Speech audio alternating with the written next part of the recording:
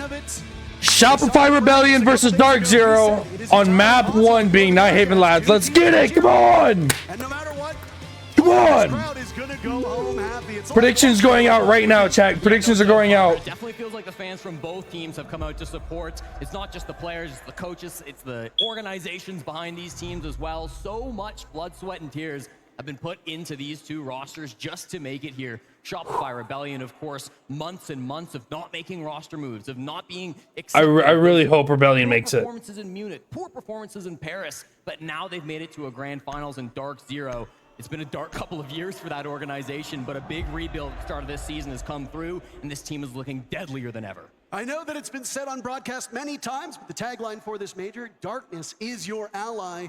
Well, it's in the name, DarkZero, and they have been in that darkness. They are hoping that the light at the end of the tunnel is coming in a hurry. I think it's fair to say that both of these organizations have had a series of struggles over the last year. DarkZero, obviously, a couple years back, let's just talk about it, made the move to get rid of Canadian. And since then, the team has hit nowhere near the same level of success. And it only took until a crazy roster move where they brought in the core of that space station roster, an organization on which, as Troy alluded to, he and Fultz won a world championship. Is that enough for DarkZero to overcome this hurdle and win just the second major in their org's history? Well, Parker, when you lose Canadian and the team starts to struggle a bit, why not bring in the guy who trained under Canadian? Our guest broke it down beautifully, but of course, Fultz lifting that hammer beside Troy, of course, has moved over to be one of the best IGLs Oh, in North look at the America site since setup. that. Okay. Very A long time little since bit those different. two A little teams bit have- different players have shared than, teams, I guess, your but standard rank man, match. you know how deep the history runs. Nighthaven Labs, as you mentioned, is where we're going to kick things off. The double electricity ban, so common to come through from Shopify Rebellion, but DZ a bit more targeted. Snake is a very common operator for Ambi to play on this map. It's not a surprise to see that getting removed. And also the Ace, one of the most powerful hard bridges that we have here in Rainbow Six, and a favorite of Spoits here on Nighthaven. Jesse, we didn't really get to talk a lot about this map pool, but you Is it possible to go full screen? Yes, we are live on Twitch right now. We are full screen right now on Twitch. For DarkZero, and it will be played. We know that the first three maps will see usage. Whether we go to Cafe, whether we end on Lair, that remains to be seen. Yeah. But Chalet, Nighthaven Labs, these are the two maps for these two teams. Yeah, 100%. Both teams got exactly what they wanted to start off this best of 5. Shopify Rebellion 3-0 this season, beating 1 of 30 EDG and Enterprise, the last two over the last couple of weeks here in Utah. So they've got quite a bit of experience. Now that means the VOD advantage goes a little bit over towards DarkZero, but SR will of course have accounted for that. They'll be bringing some new strats in for this first round, of course, on storage. And this was something that we did. All right, let's get it. Come on. Them on Nighthaven Labs long ago, which is Clearing out utility. And if you don't change things up, while it is a comfortable map for you, they might have a good read on it. Maybe J90 has a good read on it as he picks off the very first player and gets kill number 1 in what will be a long series. Surf a bit disconnected from his teammates there. That's okay, because the answer back comes through from Spoit. Immediate trade from NJR, though, and the numbers continue to favor DZ. The man they call the mayor. It was in Charlotte where he won his very first major, teaming with Canadian on that DarkZero squad. He's looking to go 2 for 2. He's at a bit of a roller coaster when it comes to success here in the North American League, and his numbers are real nasty. He runs into Ambi, another player who's had some pretty nasty numbers. Ambi's low, Spoit is down. Frag. Yeah, big frag coming out there, of course. Ambi and NJR. Oh, DarkZero might be locked right now. Undoubtedly going to determine. DarkZero is locked. That, of course, most important title. Getting the victory so important as well. Now, we got 60 seconds left, Parker. 3 players alive on both sides. I like this position for Shopify Rebellion. They've got really good soft reach, of course, with Ambi still existing on the Ram. They'll know where a couple of these players are at, but watch out for some of these tricks. Faults on the Pulse, Kino on the Thorn. There are some tricks up the sleeve of DarkZero that could really put a thorn in the side of this attack. They've got that boogie drone up top. Loads of ads. I have the ads turned all the way down. Like, almost no ads. So effectively, Fultz training under the master of Canadian on that pulse operator. He'll know that quite well. A razor bloom hit by I don't like ads either, guys, trust. DarkZero, as they are ever so patient. Rubber will now hit the road. We are running out of time in this very first round. Canadian has found an opening. Is there intel to be had? Yes. Bolts down below. Rexon punishing Newers. Now it's Kino called into action. It might rest on the shoulders of... Oh, Canadian's planting? Kino fires away hopelessly. Nitro Cell goes out. Shot by Ambi. Oh, Ambi's locked. Bolts will have to retake. Ambi is locked. Very doable. Rexon, Canadian, and Ambi all very, very low. But all SR needs to do is just sit and wait. Bolt's isolated outside of the bomb site. This is a tough one, and he'll walk into a crossfire. It's Canadian to take. Let's go! Come on! Final kill of round 1. It's the Rebellion who are known as the kings of Nighthaven, and for good reason, Parker. Predictions are guys. Predictions are up. Predictions are up. They played that pulse down below, but it was perfectly read by SR. That Nitro self and faults could have been a disaster as the plant was going down with very little time left on the board, but that's okay. Ambi was ready for it. Rexon was hitting some beautiful shots. It was a battle of the minds to start things off. And again, you kind of come to expect these styles of attacks from SR, where sometimes it gets a little bit slow. Yes, the opening death didn't go their way. They lost that opening frag, but it didn't matter because the trades in the top floor were good enough. They still left themselves with 60 seconds to go for the execute, and that's plenty of time for Canadian to hold that.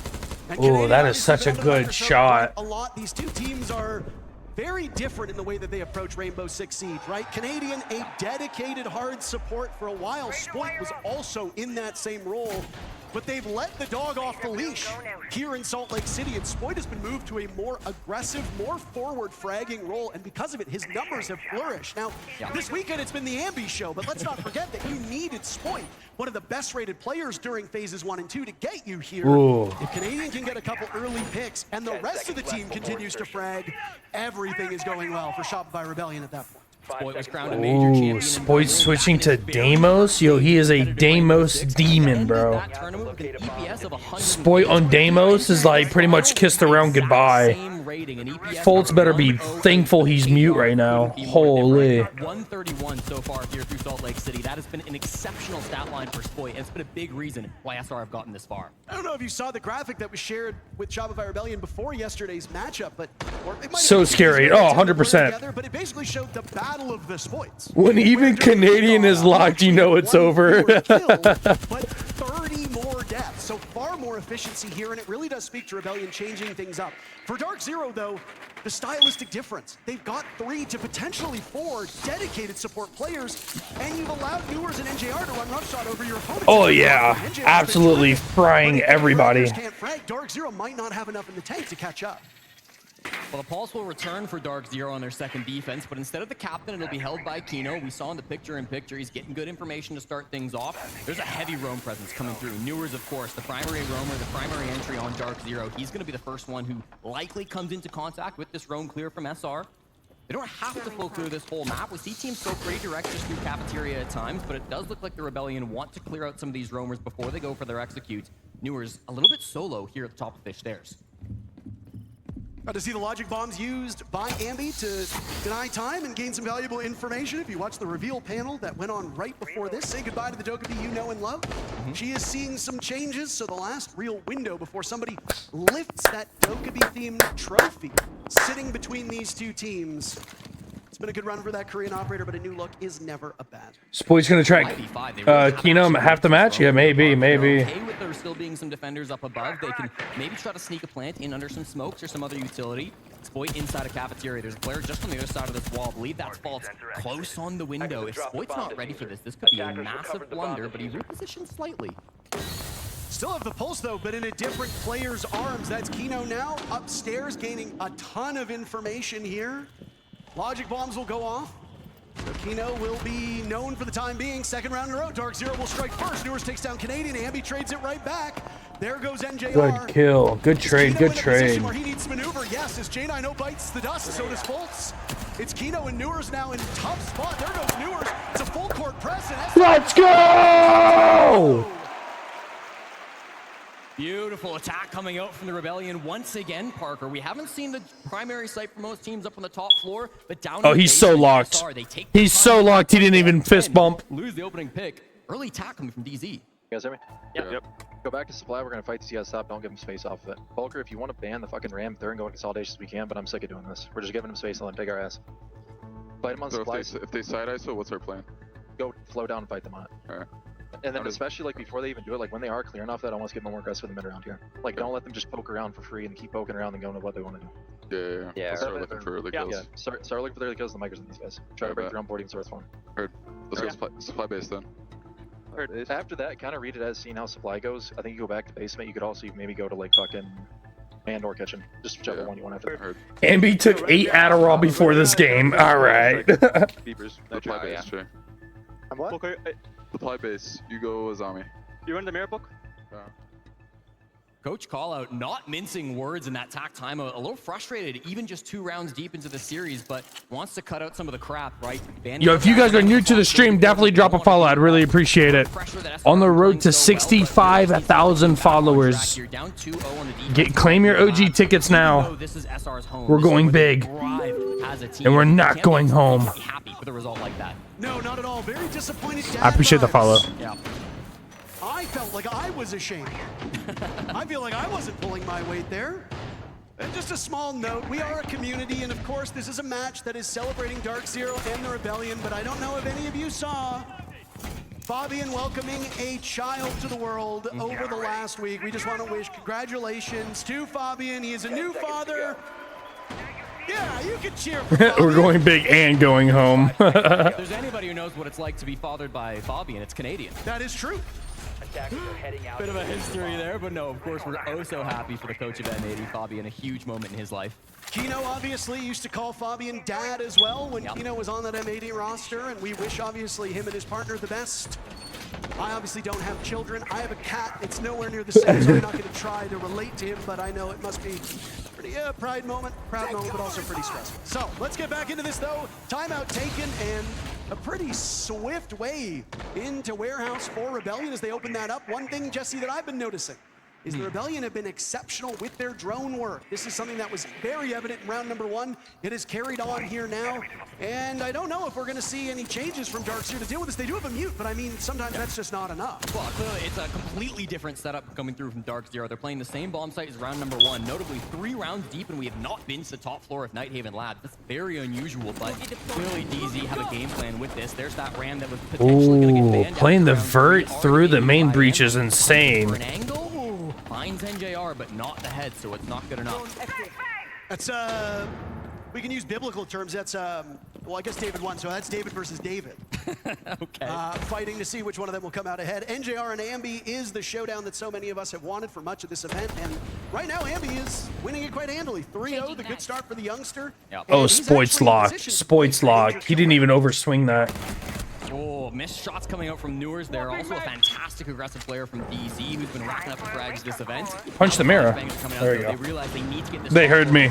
I just helped Ambi out. Happy with the 5v5, so in comes the cavalry. Bit of trepidation from Ambi as he now vaults on over. Logic bomb goes off. Rebellion looking to capitalize off this information. Oh, slammed. Early, not this round. Ambi and Rexon strike for 2. That gives Canadian an opening. Spoit's on the board as well. Everybody firing on all cylinders. Surf now on the board. Give it to Canadian, and it's a team ace. He does get the defuse kit down. DarkZero left just up to Fultz, who's come up empty-handed more than we can count. There goes Spoit. No flawless round. Hey, guys, put your predictions in, Matt. The predictions are still up. The Ram, DZ or SR? Still hurting them in the post plan as time runs down. Fultz, what do you do in this position? Well, you die to Ambi, that's it. Ambi 5-0 to start this contest. Man, 3 rounds in, Ambi's already 5-0. His major kill record. Yeah, that's exactly right, Parker. After this phenomenal start, you're right, Solotov, easy to get them mixed up. Of course, played on the same team for so long, but really, this has been domination from SR, and you're right. Ambi now leading the kills, 5-0 here on this first map. That brings him up to 170 total across this event. The record 200. How did he hear you? Set by Solotov at the Copenhagen Major, so there's definitely still a bit of a gap, and if this game continues the way that it has been, if we get a quick 3-0 for SR, there might not be time for it, but it's only a matter of time. Chat, type your score predictions. What do you think the score predictions are going to be? How dominant they've looked on these early games, despite not getting the opening pick. How often do you hear broadcasters talk about the Type who you think is winning and then the score. Point for these teams, specifically for DarkZero, who have been the best conversion team of the DZ on top, event, winning 82% of rounds where they get. SR making me feel a different way. 2 openings. Overall 14-9 to SR. On the side of SR, and they've always kind of came out of that early game still with a lead, still with an advantage. So DarkZero, it's not enough just to get that first kill. They've got to find ways to actually win in the early game and going into those last 60 seconds with some kind of a man advantage. And correct me if I'm wrong, but this is now, what was it, 7 rounds in a row for SR to send themselves to the grand finals. This will be round I appreciate the 10, follow. Come on. in a row going back to yesterday. It's been quite a run for this Rebellion squad. They picked Nighthaven Labs. They presumably will start on the wrong side. The numbers do back that up. DZ has a better attacking win rate on this map, so things will likely get better for DarkZero when the second half comes in. The Rebellion are good on both sides of this map. Yes, they are a better attacking team, but their defense is nothing to sneeze at either. The main goal for DarkZero, which might sound very simple, but so far has been very hard, is do not let SR run up the score on you. Something's got to change. You've already used your timeout. What can you do if you're DZ? 4 rounds deep, and I'm going to keep harping on this, Parker. We've seen 3 bomb sites on Nighthaven Labs, and none of them are the traditional primary site of the top floor. Kitchen cafeteria being brought out by DZ. And Ambi, this is, again, one of those bomb sites where he almost exclusively runs the snake, so we'll move over to the Dokkaebi with that snake getting banned out. Going to be trying to, again, work some of those opening picks. I believe it was Rexon in that last round who got that first frag, so hunting for it once more. But this is a classic setup from DZ. You've got the clash at the top of these lobby stairs. Canadian knows this position well. Fultz has to be careful, though. This concussions are coming in and making his life kind of scary. Fultz saw those bullets whiz by as he was being hunted down by 2 players on that top floor. It was a bit of a rough go of it, and I mean, Fultz is not the guy that you expect to be racking up kills. No. He's the Canadian of DarkZero. But if you're in that position, he almost went for it, and if you lose that duel, that's devastating for DZ. Kino remains on the top floor, but he's still far from this meeting area that SR have control under. They're working the vert. Oh, they're playing the vert? Oh, it's wraps. Opportunities, but no frags yet. 90 seconds deep. And just patrolling these openings. Keep a barrier's not usually used for horizontal coverage, but will have to be here. Oh, it's a misinput. How does J90 kill Fultz? That is such a blunder. And maybe it speaks to a little bit of nerves with this DZ team. Yeah. Yeah, They just TK'd. They've yet to find their first round. They just TK'd. In Salt Lake City. They've got a couple of opportunities still to pull this one back. Again, Kino waiting on the flank for the perfect moment, but everybody on SR remains alive. They can keep somebody watching that flank, but at the same time, they hit the site. And they've put Kino in It's wraps, bro. positions many times, and Kick, unfortunately, SR7 now, bro. 3 of them. There goes Ambi, Canadian as well. Suddenly, DarkZero striking. I believe like a Viper is what people have been saying.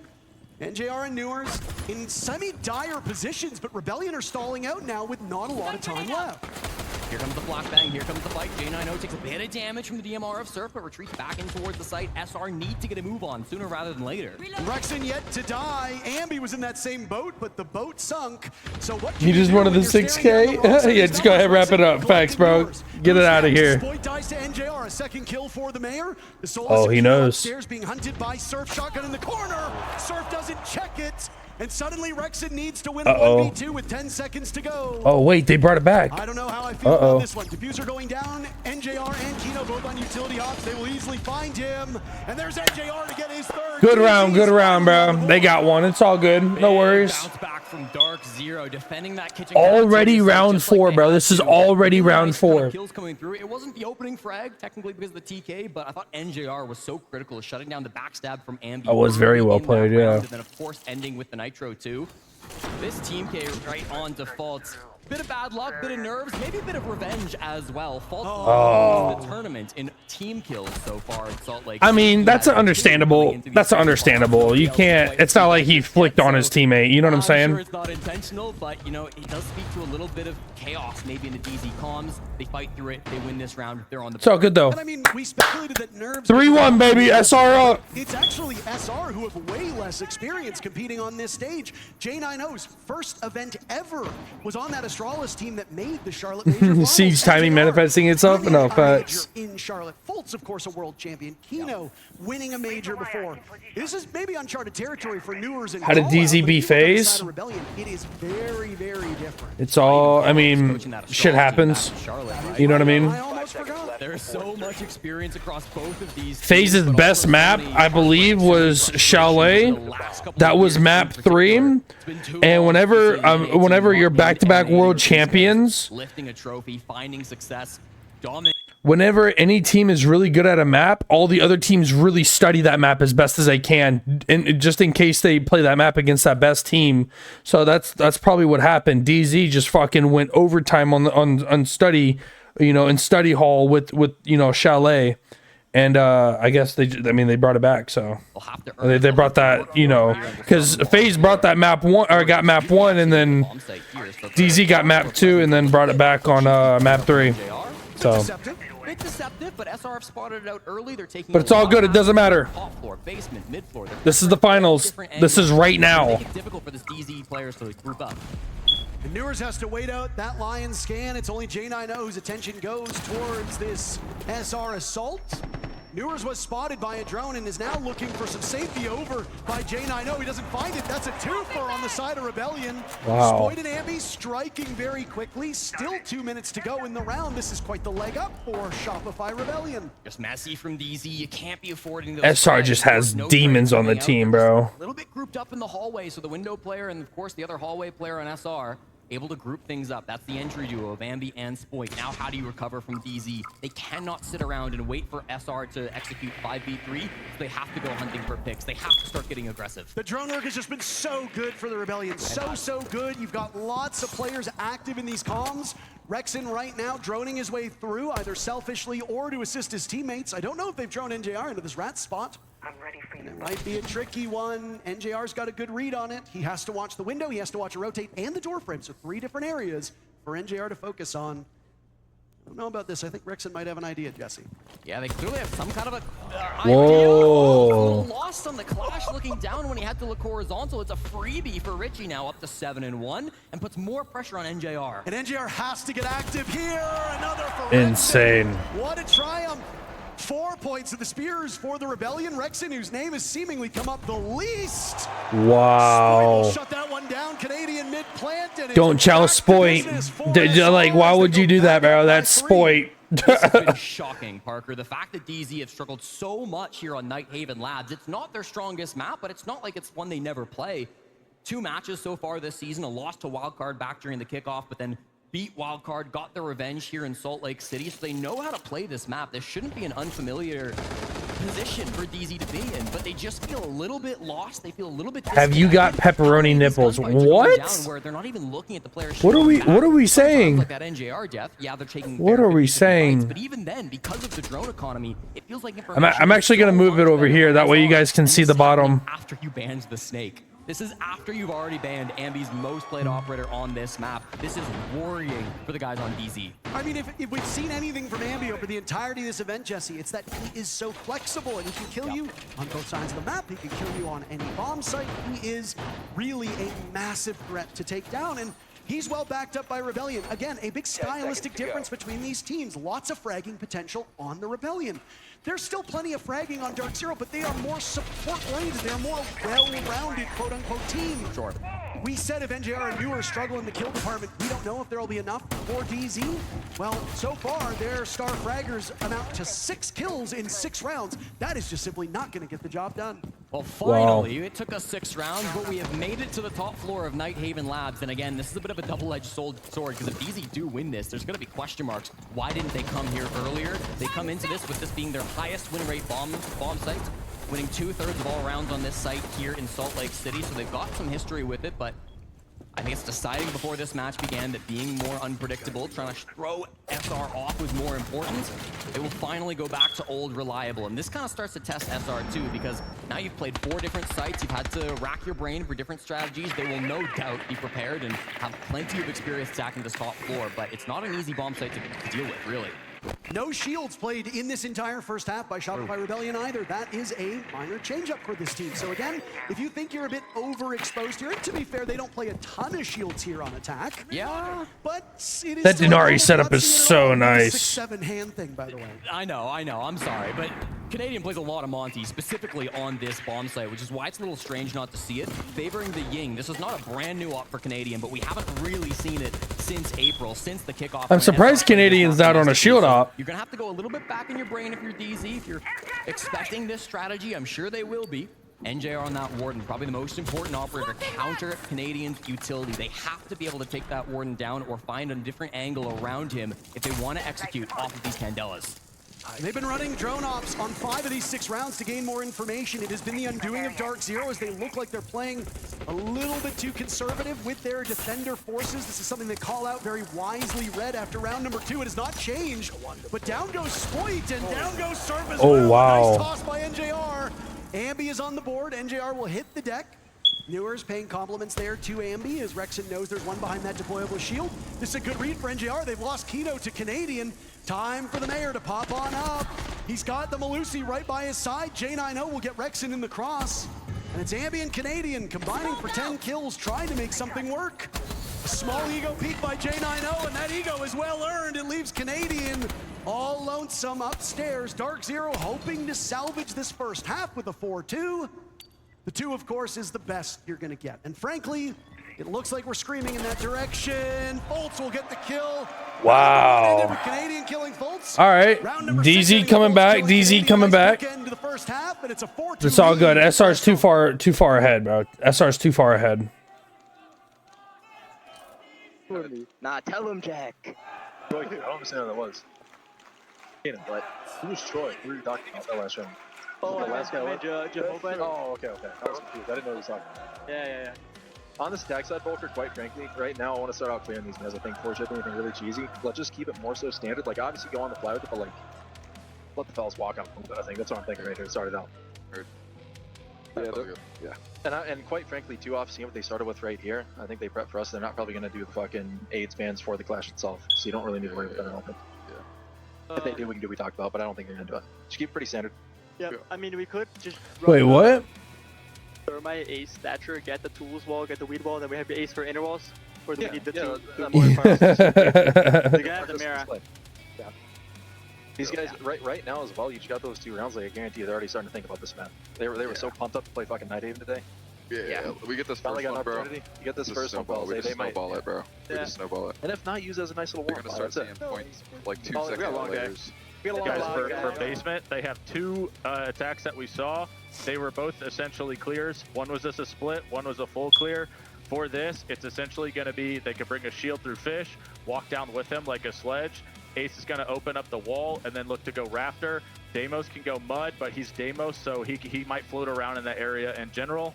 Dokkaebi can go lobby or he can go 90 window, okay? So I think the biggest thing to just keep in mind there for basement is it is likely they are going to clear you. The other way they would clear is they flip the shield to lobby with Ace. They'll bring like a striker above, like maybe con side or the hatch. If he opens the wall, that is the guy who would go above, okay? And then Dokkaebi's going to go fish side. So just be aware of that. For kitchen, they basically do a Hori. They'll bring the ram above. They like to put a Blackbeard or any kind of shield outside the 90 window. So is it me or up there and have a shield and like. Cool, calm, and collected. Those are the vibes being given off by Callout in that halftime, Parker, and it really did feel like they were taking this as kind of a unexpected victory. Getting just 2 rounds, they knew that SR were coming into this confident, and if they can shake them a little bit, if they can get a couple of these round wins, they think they got a chance to pull this one back, and Callout said it. Even if they don't win on Night Haven, they didn't come into this series expecting to. They're treating it as a bit of a warm-up, so clearly they're confident on the side of DZ. Oh, this is first to 3 maps, not BO3. This is BO5. Yeah, oh wow. Saying, I've said it many times this event, you're never in danger until we're in for a freaking game. This is best of 5 maps. They have to win 3 maps to win. I didn't even realize that. Best Chalet team in the world at the moment. Yep. You go onto your map with your back. Oh man, we're gonna be here for a minute. So obviously DarkZero trying to temper expectations. Manage emotions. This is one of the best things that yes, sir. BO5. Get the chili. I already ate all of it, bro. Yes. Oh no, I need a DoorDash food. North America, no doubt. Here we got the battle between Seth Hoffman versus Seth Mick. I'm like already hungry. Brain Trust from DarkZero and Shopify Rebellion. They've been around the block. The best 2 coaches, domestic coaches, I think you could say, in North America over the last couple of years. There's no real debate about that one. We had lunch with Lagonis yesterday. How dare you say that about him? Well, again, not domestic. Hoffman's a great coach in NA, but he's European. Lagonis is a great coach, but he's Brazilian. In terms of actual NA coaches. Nope. Okay, well, no enemies. Jesse's just here to make enemies. All right. They hire me for my hot takes, Parker. That's what What's up? What's up, Leakley? I say that. Yes. I say that all the time. Both of these teams, statistically though, Jesse, better on attack. So expect DarkZero to put up a bit more of a fight. That will be the thing to keep an eye on here, is how DarkZero is able to start off his attack. And I want to focus in on this clash once again. Call It specifically said he didn't think they would go for these bans that are anti-clash. He didn't expect the Nomad Capitao bans, but he said if they do ban those, just do what we talked about. I wasn't in the DarkZero team meeting. Unfortunately, I didn't quite make it to that one. So I lost the mail. Yeah, unfortunately, the invite just didn't show up in time. But we'll get to see front and center what that looks like, what their counter to the clash is. It's always going to be awkward, though. Canadian is keeping this IT wall closed. The impact goes out first to stop that exothermic. And the last exothermic... Oh, that's a good clash. That's a good clash. This wall, if this gets denied, this could be huge. It doesn't look like it'll happen. No, it opens up. Crisis averted. Chat, what kind of food should we get? A little bit decent timing by DarkZero now to get that wall open, and the jostling that Rebellion were doing will fall short. Ooh. Didn't even really see the Thatcher be that much of a contributor to that. I think a lot of teams are expecting the Nitro cell out there. Should we get 5 guys? Kind of hard to do that with impacts. Pretty much impossible. Chat, what kind of food are you guys eating right now? Oh, of all teams. Ooh. That Nitro cell don't miss. Rex in the leadoff pick, and now it's Kino disoriented over by Fish, completely blinded. The snake. You gotta drop the shield, bro. You gotta drop the shield. They're menaced by Canadian. Wow, Canadian on the shield, baby. Slammed. Now it's Every DZ time. on their back foot. They were able to close the gap with that final round in the first half. Typically, we see teams win this and close it to just a single round. DarkZero, if they're You have KFC? Can I be guy number 1? All right. What's better than 5 guys, chat? 6 guys. Even further, they're hoping for a swing to come through, but it's unlikely that anybody will bite on J90 holding that E-box window. Newers up the fish Ooh, there, just get a hoping for bucket bit of a sneaky fried grab. chicken legs. They don't know he's here. Be shitting for hours. Is he gonna hit? Yeah, I'm a little worried. Now the dread mine's up though. They're gonna hear. Oh, does Zambi know? Does Zambi not know? It's been activated. The snake of Newers now making his presence known, shooting through the wall. Maybe he was baiting. Maybe he's baiting. Gone by and there's been very limited movement. Newers existing over on this fish side of the map. He's done so for so long. He'll walk up. Take Oh, this is dry ballsy. engagements. With the F2, you can easily kill multiple players. Yeah, that was He misses ballsy. the opportunity. Ambi with the takedown. Spoiled on the board as well. Wait, Canadian might be my favorite operator. I mean, my favorite player, bro. Round of half 2. Chicken bake from Costco? Rebellion 2 rounds away from winning their own map. Why don't they lay down? Win Parker as well. That breaks an 11-round streak where DZ Why don't they lay down? I'd flawless fall on their asleep. attacks. Back during phase clan, they didn't lose a Ooh, single wait, attack chat. through maps 2 and 3, Who and they knows won their about final attack on map PDQ 1, so chicken? they won their Who knows 11 about previous PDQ attacking chicken? rounds. They will finally drop one here in the quarters, semis, and finals. All right, chat. Type 1 for PDQ chicken or type 2 for Little Caesars. Again, you kind of talk about that clash. It was You guys decide my food. timeout. They said they had a plan for it. I assume that was something to do with the Thatcher. That's playing ball. on the roof, but whatever the game plan was. Type 1 for DarkZero, PDQ, it's type not 2 able for to Little come through. Caesars. SR very confident on that top floor site. Canadian will continue the clash as we move into round 8. 2 players on Rebellion have broken double digits already. Both Rexon and Ambi sitting on identical scorelines. Spamming. 1 assist. They are eating very well here. We do in Salt Lake PDQ? City. Now, Let's do I know PDQ. that much of the Haven't had conversation PDQ in around years, two of the man. players on Rebellion, but they're not getting PDQ enough is kills. gas.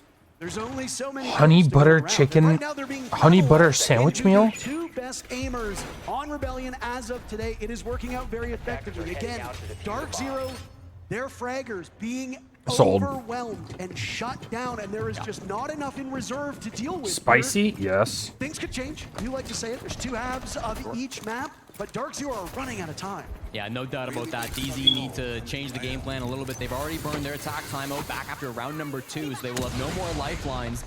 Even if we do head into overtime, they won't get a chance to talk with Call It unless Super decides to call his tack timeout for SR, but he has no plans of doing any of the such because they're up 5-2. They're comfy, and as far as the storage bomb site goes, man, this is very similar to the last site. And I was going to say, an added benefit of banning the Nomad in Capitao, your Azami on Raptors can play so much freer as well. So it's not just a clash counter. It has a reverberation across this entire map. So Rebellion know that, and they're going to use that to very good effect. And again, like some people might say, why don't you ban the Clash? Why don't you ban the Azami? But you really just can't on Nighthaven Labs. The wall denial is too important.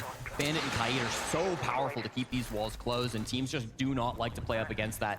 Very common bans coming out here. Oh, Ambi. Oh, You know Jalen's feeling good when he decides to go for an ego peek on the IT wall. Ooh, and then he just zapped the drone, so they won't know he's there. Chocolate, strawberry, or vanilla shake? Down goes Newers.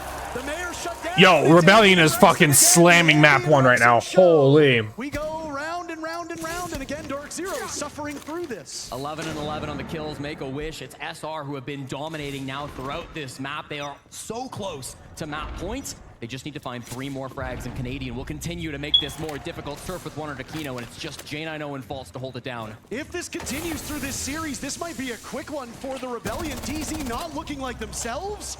A Hail Mary through the wall. J90 will find Ambi. Yeah, this seems like a quick series. Or a quick map. Quick map. Yo, SR came out swinging. 2 gas canisters in pockets. Fultz taking some damage there, but his position also given away. DarkZero, with the exception of that lone pick by J90, is coming up empty-handed.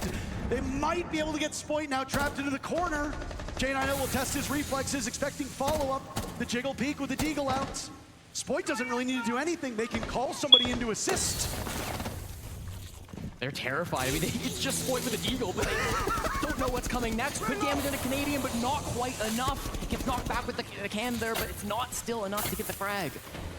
HP low on the side of Rebellion. I mean, you still got to favor them in this altercation as DarkZero are dragging this one out. They're waiting lock in. as long as possible. And Wow. the hands of the Rebellion.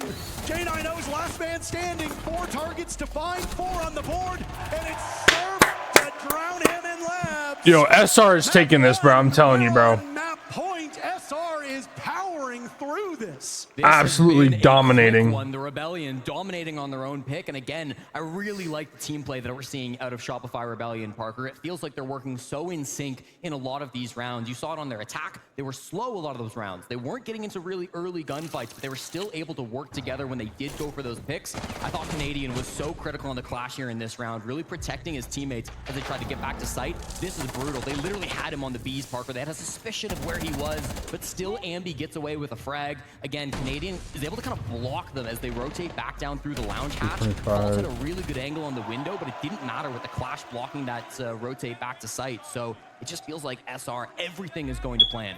Could you say B's on the B's? B's on the B's. B's on the B's. Rexon pointing to his headset, by the way. If you don't know the history behind Rexon, he is completely deaf in 1 ear, so he plays with sound in only a single ear. If they're coming from that direction, maybe he doesn't hear them, so yeah, a bit of a minor handicap, but with the scoreline that Rexon has right now, you would never know it. Outfragging Ambi, as Ambi is still, Jesse, in pursuit of the record that you said set by Solotov in Copenhagen. We checked multiple times. If anybody wants to correct us, we went directly to Ubisoft because we found a couple different numbers, and they were all over the place. So we did some actual math ourselves, landed at 203, confirmed by Ubisoft. If this scoreline repeats itself on Chalet and maybe another map, I just don't think there's enough runway for Ambi to land that. But if we go deep into map 5, it's ordered. There's an entire on the way. We see a new record set. Poor Ambi. 3 O's too quickly and doesn't get his kill record. What a shame. Think they 2-0 him? Guys, couldn't we have lost I don't know, man. So I could have gotten that? Like, come on.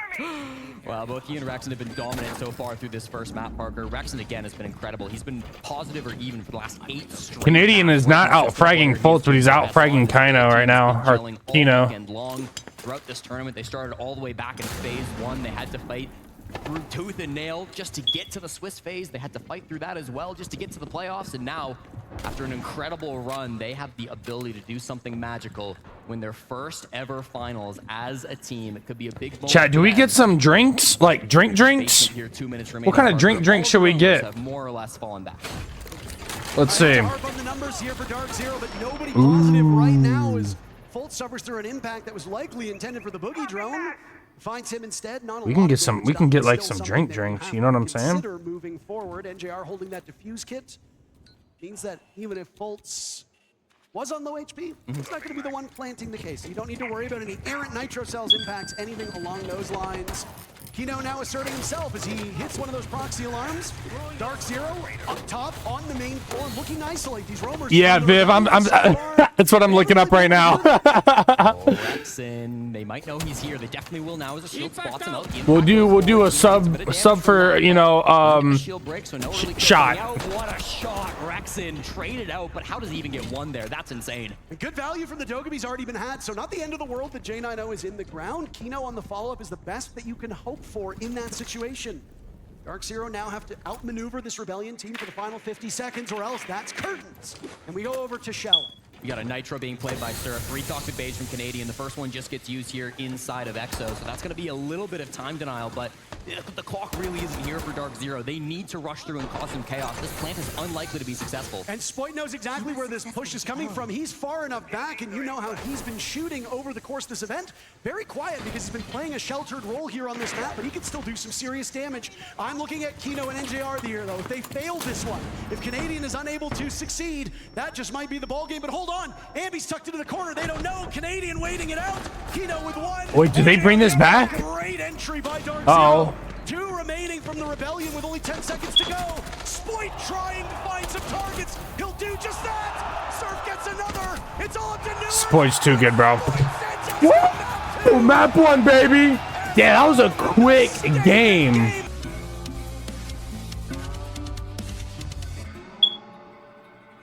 All right, we'll see.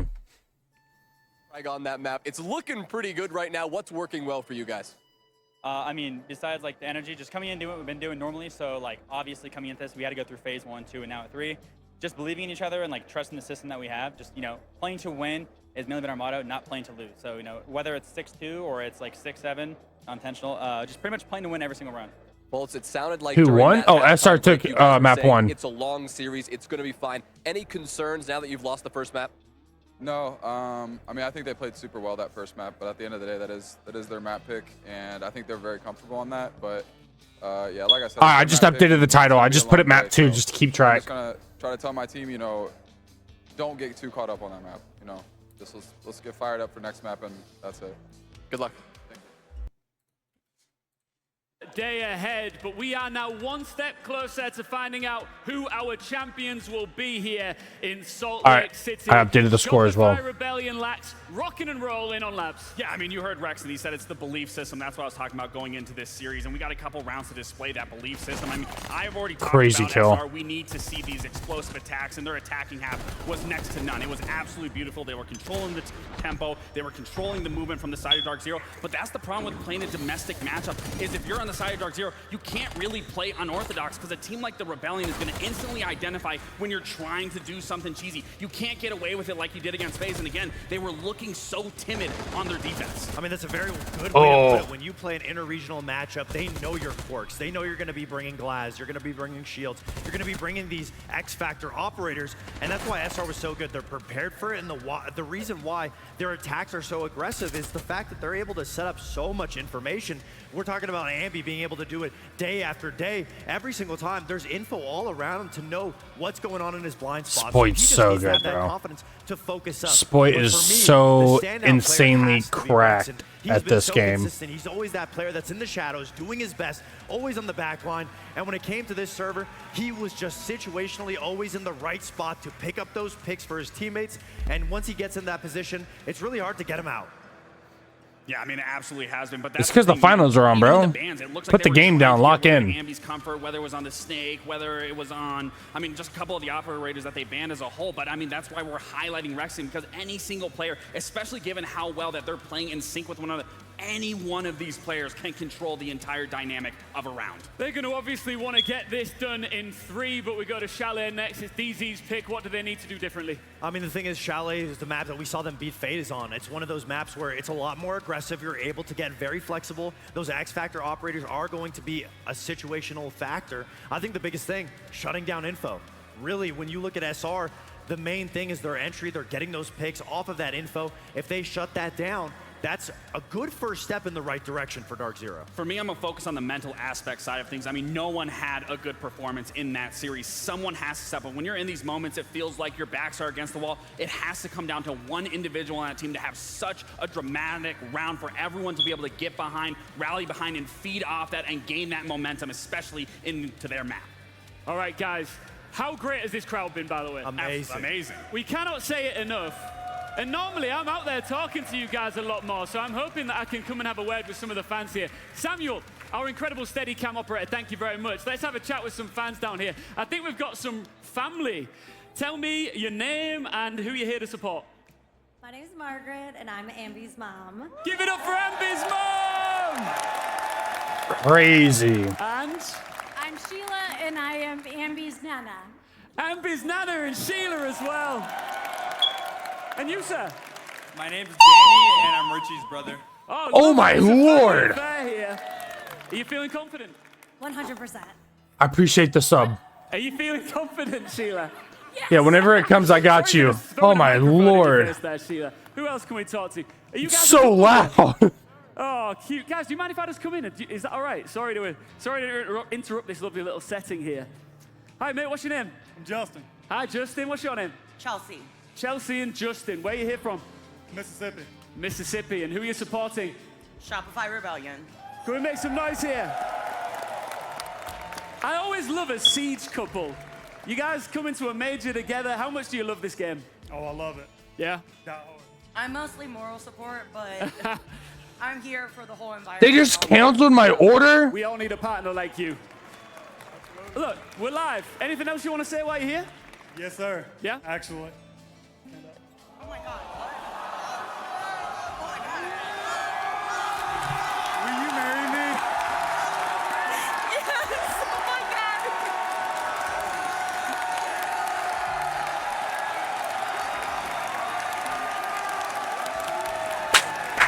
Yo!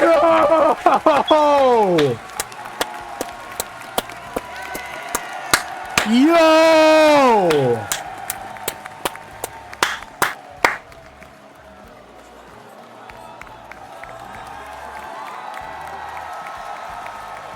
Yo, W's, bro. Oh, that's so wholesome, bro. That's so wholesome. W's. Can you two just come with me, just briefly? Please, just come here. This is Oh my lord. Salt lord. Lake City. Come and stand right here in front of the trophy.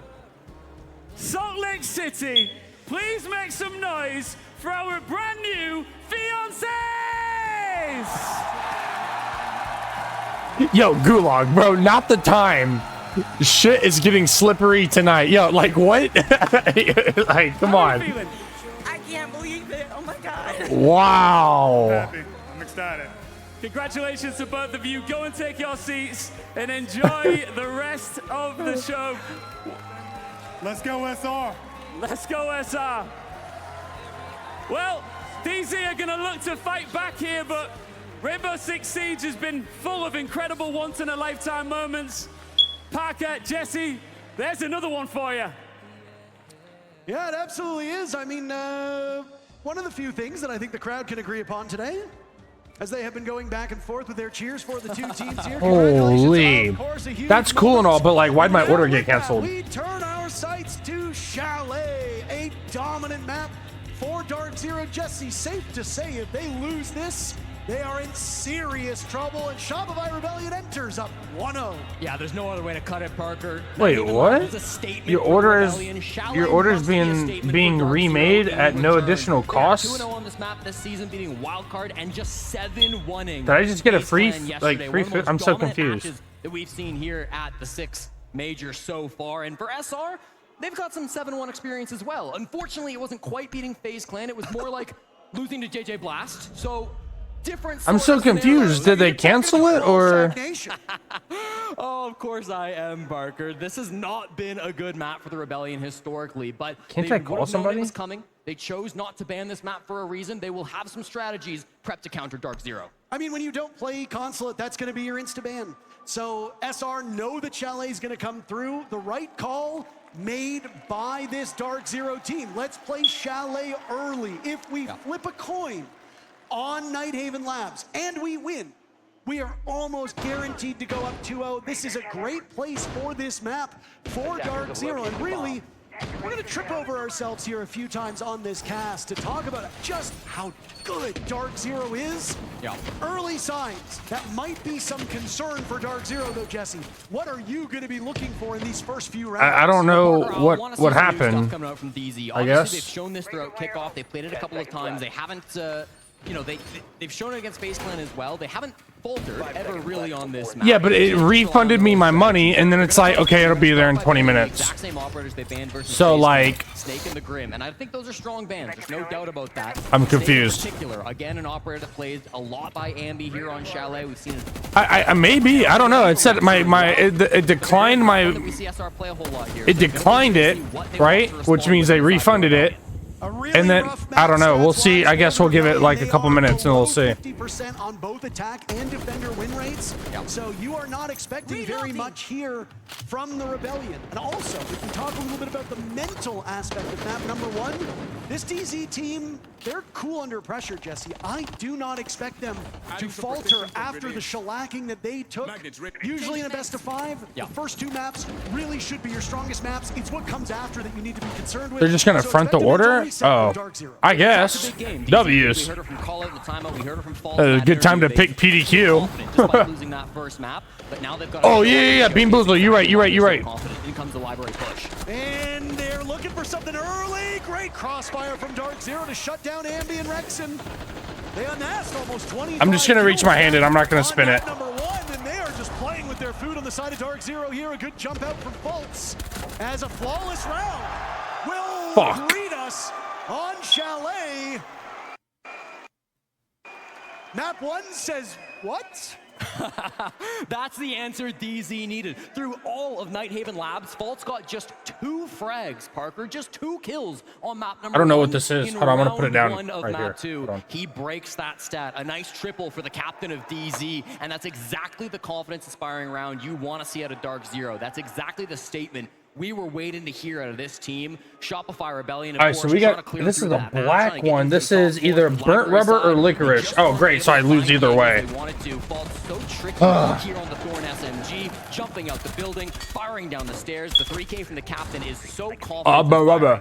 Bolt said it's going to be a long day. We've said the same. Our desk has said the same. You should be buckled up for what I imagine will be a bumpy ride as we look to crown a Salt Lake City major champion. I'm very glad that obviously is something to cheer for now after that blowout in map number 1. Well, I'm looking at these numbers, Jesse, and I'm kind of expecting something similar here, right? SR are objectively better on attack on this map. So if they cannot at least muster 2, maybe 3 rounds, things are probably not going to improve when they swap sides because frankly, I have about the same win rate defending Chalet at this event as they do. Yeah, no doubt. I mean, even for DarkZero, that stat remains true. They won every single one of their attacks on this map versus FaZe Clan yesterday. So we know how dominant they can be on the offensive side here on Chalet. We wanted a statement map to come through from DarkZero. It's still early, right? We're 1 round deep into this second map, so you don't start ringing the alarm bells just yet from SR. But even if this map does spiral, I think if you're Seth, if you're super, that tasted like I just bit a tire. Doing and say, we don't expect to win this map. It's a best of 5. It's a long series. If you can win your first opponent's pick, that's a huge boon for you in the series, but it's never something you walk in expecting to accomplish. No, and when you look at this map pool, Bank, Cafe, and Lair, things get a bit more even from here on out. So you start off strong, you win your maps, you get some motivation, you set yourself up very effectively for the final 3 maps. And JR having some tech issues at the moment. He was very briefly told he was a naughty boy. When he tried to talk to Kino, you're not allowed to do that when there are tech pauses. These rules instituted for a variety of reasons. We are having a full lobby rehost right now, so we're still about a couple seconds, maybe a minute or so, out from getting back into the lobby. NJR, of course, a critical player to have online in these rounds. He was the only player to come close to positive back on round number 1. 6 and 7 KD, -1 through the first map of this series. What was his KD? Don't say it, Parker. What was his KD? For the love of God, just move on. So how many kills? 6 kills. How many deaths? 7 deaths. That's 6-7. All right. He's also been the highest rated player at this event so far. Let the people, let it marinate. Let the people enjoy it. You gotta let that steep. They're sick of it too, old man. They just cheered. Okay, a couple of them. I bet you if you were to fire up the Rainbow Six Twitch chat right now, you would see 6-7 dominate. I feel like you're behind the times a little bit, Parker. I hate to oh my lord. Yo, burnt rubber never tasted so bad in my life. NJR enters this match with a 125 Vivisangs EPS again. just That is redeemed front-runner for MVP of the TTS. Salt Lake City Fun Major. fact, He has when been their best pizza was player invented all by Julius stage Caesar long, really. IN50 What are we doing, BC, man? it was What are we originally doing? served cold. Even going back to His his rapper time grandson, on DarkZero Lil when they were Caesar, winning the would Charlotte later Major, heat he it is up and far founded the exceeding his first stats pizza from that chain. previous event. It's a long time ago, but even after such an incredible career, NJR seems to just now be peaking as a player. Yeah, I mean, he was kind of on that DZ roster that suffered through an awful lot. But I think NJR. But you just Googled that. That's not even true. Doubted, I think you Our could predictions say. are going up. Who's winning map The identity 2? of that team was tricky to really pin down. I mean, they went through different leadership. They brought in some different players. Like, just think about the amount of personnel changes DarkZero went through. And then they decided, let's just throw the baby out with the bathwater. All of it is gone, and they said, let's bring in some different players. We'll build around NJR. We'll bring in 3 guys. Oh from my Space God. Station. Yo, We'll add burnt rubber is Kino, who had some horrible. contractual issues with Horrid. N80. It was not a team decision for him to step off of that roster. And they've looked mighty good. And It's like SR's not going to 3-0 them on the maps, right? So like, who takes this map? With this new roster. Yeah, it's crazy how fast the success is. SR loses map. Guys, come over to Twitch. We're doing predictions. Back into map number 2. That work will resume. NJR, I mean, you said it, he's been on this roster for over 5 years. That's an eternity in terms of esports. Vaults for a long time, with the longest standing player on a single organization inside of North America, but that has changed as he moves from SSG over towards DZ this season. So lots of legacy, lots of history with these players. There are no strangers to the big light, to the main stage, but only one can come out on top. Now again, DarkZero, early lead on this second map, Parker, but they need a lot more than that. There really is a lot of history inside of this grand finals, and You more put history everything will on be written, DarkZero? irrespective of which of these teams win. This Oh, is just the shit. third NA versus NA matchup in official Ubisoft circuits. Canadians team has won all of them up to this point. DarkZero won one of them when Canadian was on that squad, but only one of those teams will ultimately hoist this trophy. DarkZero up 1-0 on their map. We are expecting DZ to kind of do the same thing to SR that SR did to DZ on map number 1. This is just such a good map, but Rebellion could still shock them. Slow start for the Rebellion, Parker. This is exactly how they like to attack on Nighthaven Labs as well, and this will be a trend throughout this series. They're not going to be rushing into the building and getting these early gunfights. They're happy to take their time. Their drone game was so good on Nighthaven Labs that it can be good once again here on Chalet, playing on the outside window angles. Of course, they didn't ban out that Azami, but it's not being played by DarkZero. Instead, it was the Castle Band to come through from SR, and it makes things a little bit more awkward with all of these windows staying upright. Surf jumping in the building. Surf manages to live a little bit longer than we might have expected. Rexon was looking for a cross on that upside down rappel. Only J90 will move now as out goes a grenade from Surf. Its target manages to evade it for now, but he gets Newers on the run. Surf misses a golden opportunity. Uh-oh. He's in the middle of the site, Jesse. Yeah, it doesn't have diffuse kit, so can't plant, but that's still massive. Now keep in mind, top floor control is so important for this bomb site. Even with SR in control of the site, it's not favorable for them just yet. DZ have so many players up above the bomb site who can deny the plants if they start forward. Not yet, Christian. I'm gonna announce it when we do. Building, so It'll be before. It'll be this year for sure, though. Drone work was a really key component of the Rebellion's attacks on Nighthaven Labs. They have not let off the gas here whatsoever. There were shields absent as well from the attacks of the Rebellion. So far on Chalet, shield play not as important. Canadian running Twitch, an operator he knows very well. Surf makes up for lost time, gunning down Fultz. You referenced Fultz's contributions in the first round. They will not come to pass now as there's 40 seconds left. Surf has not been pushed out of the bomb site at all, Jesse. He's still in there lingering. 40 seconds, 30 seconds! Value in holding site control if you don't have positions up above. That's why Canadian pushes up the solar stairs, forced back by the smoke, and will have to go for a plant. It might seem simple. Walk in, plant the diffuser, but that upstairs pressure from DarkZero, too strong. Kino taking down Rexon, and now a jump out as J90 gets one. Spoit trades him back immediately. Surf calling for help inside the site. Canadian, where are you in the cavalry? Surf shredding everybody. There goes the diffuse kit. It's a 2v2 with plenty of time left, but DarkZero's inability to flush out the top floor will lose them the round. Spoit dies in the hands of NJR, but it was all over before that kill comes in. DZ off to a 2-0 start. Discipline on the DZ side of things, Parker. Really solid defense, not panicking when they lose that site about halfway through the round. Complete opposite results. As long as they hold above, as long as they hold below, they're comfortable. You guys hear me? Not starting with the tone either. Okay, listen. One, let's reset. We don't need any, like, going back and forth is fine, all right? What I want to say to you guys is we have so many gaps here, but we have to be reactive to the gaps we have. We can't just sit there for 2 minutes trying to figure out what to do. If Dame is applying pressure site there, we need to do something to apply pressure elsewhere, okay? We can't just sit around waiting for something to happen. I want us to continue to clear traps. If we see them, clear util and spread the map on them. They're reactive and you're getting gaps, okay? We need to, if we see a gap, guys, we have to be reactive to actually get to the gap or to help it. We can't sit there while one guy's fighting the whole team and everybody else is doing nothing. Together on the same page. If you have the gap, you ever seen someone play shotgun on Doc? Yeah, I've seen it before. Left side of your screen there, you can see what the audience is up to during the timeout. They're getting active. They're showing Not typical. I mean, Bailiff is a shotgun, right? Being said by Super in that timeout, Parker, just deciding that there are not really reactions coming out from the Rebellion. They're creating pressure. They're creating gaps. There are ways for SR to work their way into the site, but they're not doing things in a lot of these moments. How long were we watching, whether it was Rexon hold an angle on the solar window, whether it was Ambi holding the angle down those snow stairs? It always felt like there was somebody in SR just sitting and waiting for a response. DZ have been too disciplined for that style of play. SR have to get reactive to find those gaps and capitalize on them. And I think it's fair to say Chalet is a bit of a reactive map as well. Big difference between Nighthaven Labs and Chalet. Chalet is smaller. It feels smaller, at times very claustrophobic. Look at how much map control Surf was able to take, but he never got the top floor away from DarkZero. What does that do?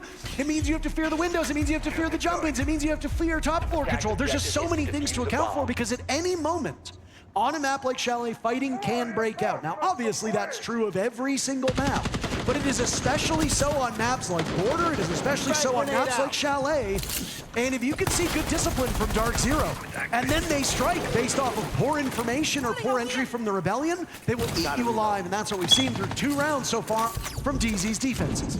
Well, for our third site, Parker, Bar Games is the choice, and Shopify Rebellion will bring the sends execute strategy. They ran this back during 100 Thieves early in the kickoff, and you can see DarkZero wanting to maybe capitalize on it a little bit. They are happy to get aggressive. Faults has found a couple of big moments outside the building on this map, but doesn't find anything early on this round.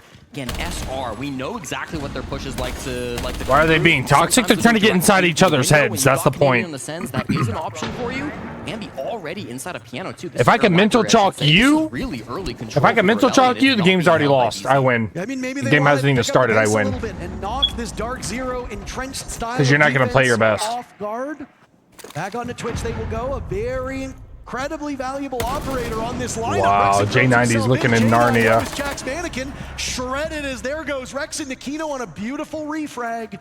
Great opportunity from DarkZero, and still so calm even when things go bad. Yeah, still we're seeing SR get a little bit more active. They're trying to find these gaps and exploit them, but there are refrags coming out from DZ. 4v4 now. Spoit just inside a mudroom, has to jump on back.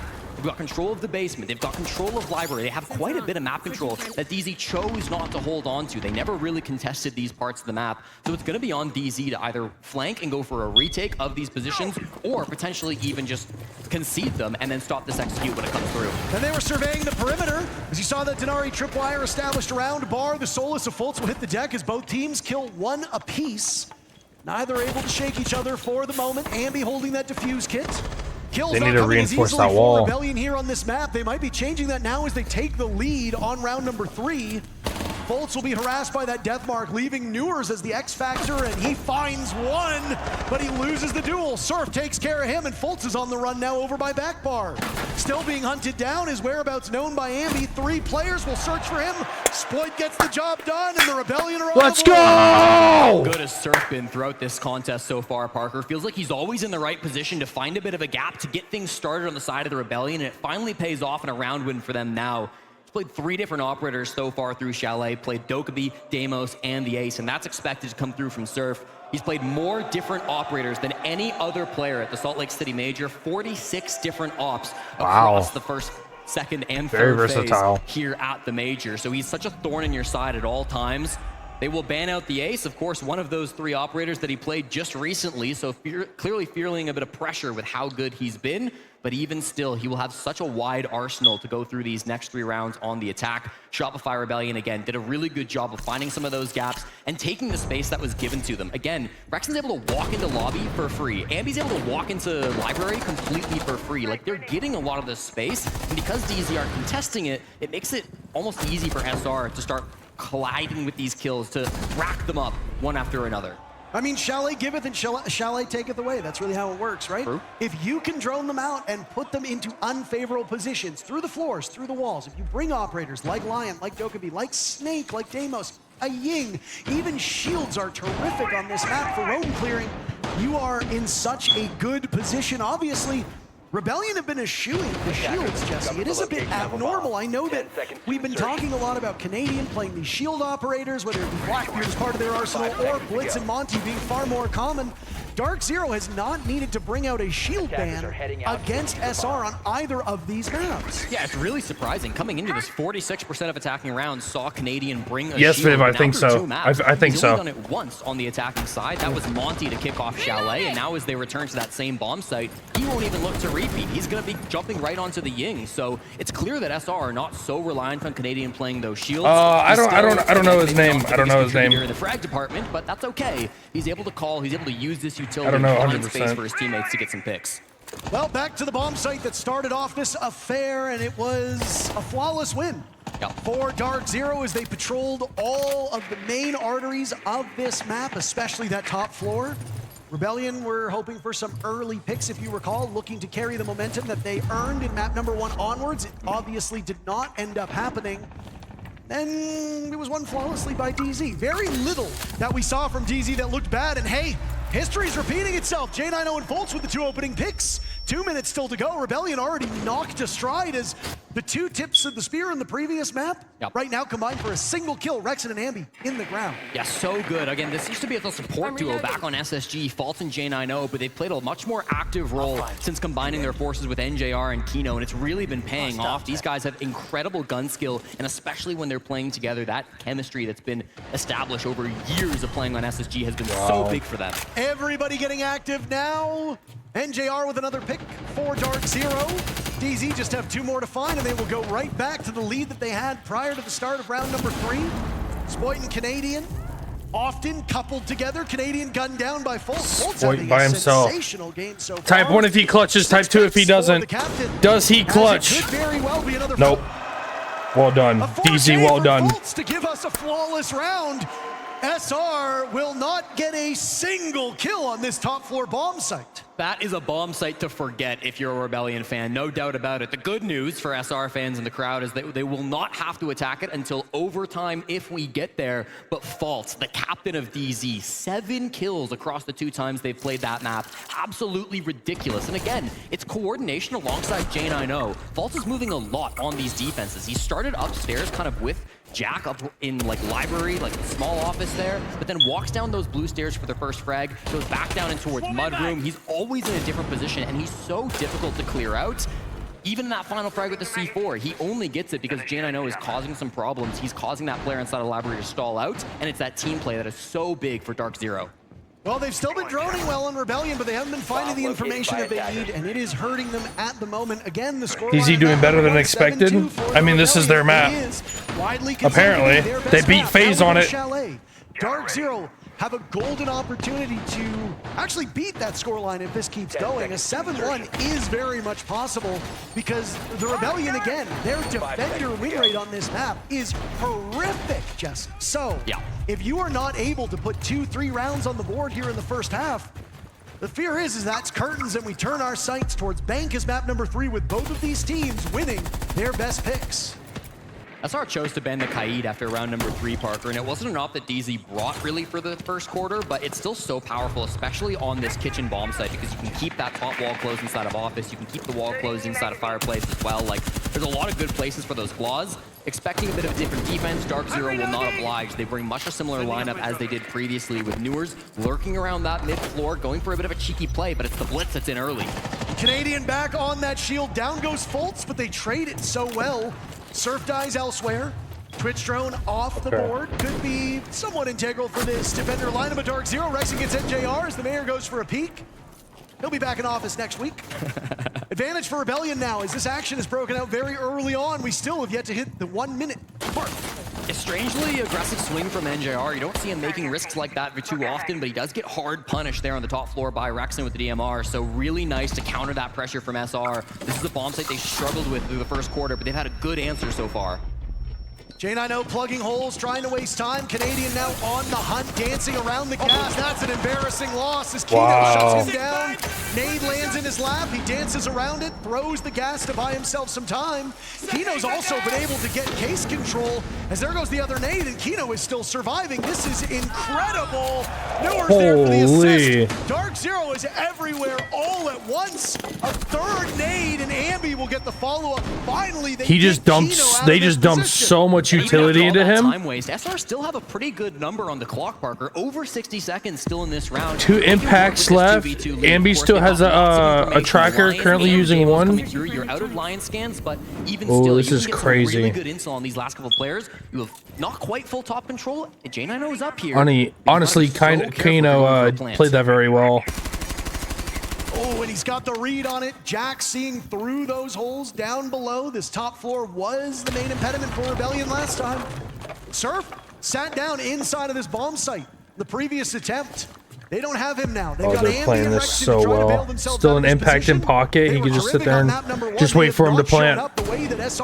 Oh, he dropped down the hatch. Fall off for Rexon with 30 seconds to go. That looked like it might have been a mistake. Maybe he wanted the late flank. A double drop on in now as J90 why do we drop? onto that death mark.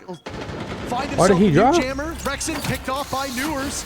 It was a 4K from Fultz in the previous round. Wow, I mean, well played. Good shit. Over 3, pal. Wow, SR needs to do something. DarkZero, my goodness, they are demolishing the Rebellion. What a bounce back. Such a strong round from DZ, top to bottom, Parker. Again, in that 2v2, I get a little bit worried because the Deimos tracks are there for SR, but DarkZero, they are never really predictable. Right when they start to send a player up towards the top floor on the side of the Rebellion, DZ drop that hatch, they retake the site control. Brilliant shots being hit by both Newers and J90 in that 2v2. Some big moments coming out to clutch that one up. And of course, Kino, you have to highlight his play in that round. Phenomenal. That's not Kino, that's Spoit. Often thought of as one of the best SAS players in the entire world. He believes no, in that shot Kino, more than almost like anybody else. And his time delay right here on the stairs, I mean, this was crazy. Beautiful. The fact that he doesn't get blind by the blitz there is insane. And then he just uses that to completely dominate the rest of the round.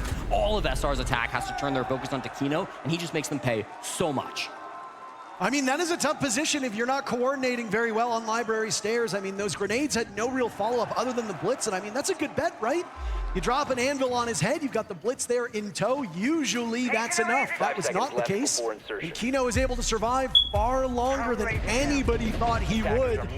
I mean, what Kino did wasn't particularly flashy, and we're not gonna really remember that round for kills on his part, but we talk about impact versus impactless kills. That is a very high impact kill from Kino, and it just about doomed the round for Rebellion, irrespective of Newers and J9. How did he see that? That's a tough spot to be in, and now the Rebellion are going to have to do the exact same thing that DarkZero did. Win the final round of this first half and hope to stem the bleeding. Only the second round that Canadians played a shield again. We're going to keep tracking that stat. Both times now he has lost. Once on the Monty, once on the Blitz. So keep an eye out if he does try to move back over towards that strategy. Is it something that DZ are just too strong at countering? Canadian so top fragging right now, going 0-5. W's. Once again for this bar game site. It's a similar defense from DarkZero. They're again not holding inside of library. They've reinforced the hatch and they've instead chosen to extend throughout that mid floor. Couple players up in sort of office too. Newers, the main culprit here, 5-1, holding the window as well. Can really get some cheeky plays, especially with J90 backing him up. Canadian held off the scoreboard so far. He's been in more kill positions than usual, Jesse. He's just not unable, or he's been unable to hit these marks. Oh my goodness, that's a nasty one. When Newer starts to do stuff like that, you've got to be scared. He certainly has the potential to dominate a game. Down goes Fultz, down goes NJR. A good 1-2 punch from the Rebellion. Half the round still to almost go. Almost a wall bang, holy. Down goes holy. Spoit. Canadian getting defused, gets the halfway. Where is the coverage? Trying to get to the site, shut down by the Rebellion. And now it's all up to Kino. You're not frightened, Ambi. Ambi freezes him out of the bomb site. Well done. The half for DZ, they do what they need to do here on Chalet.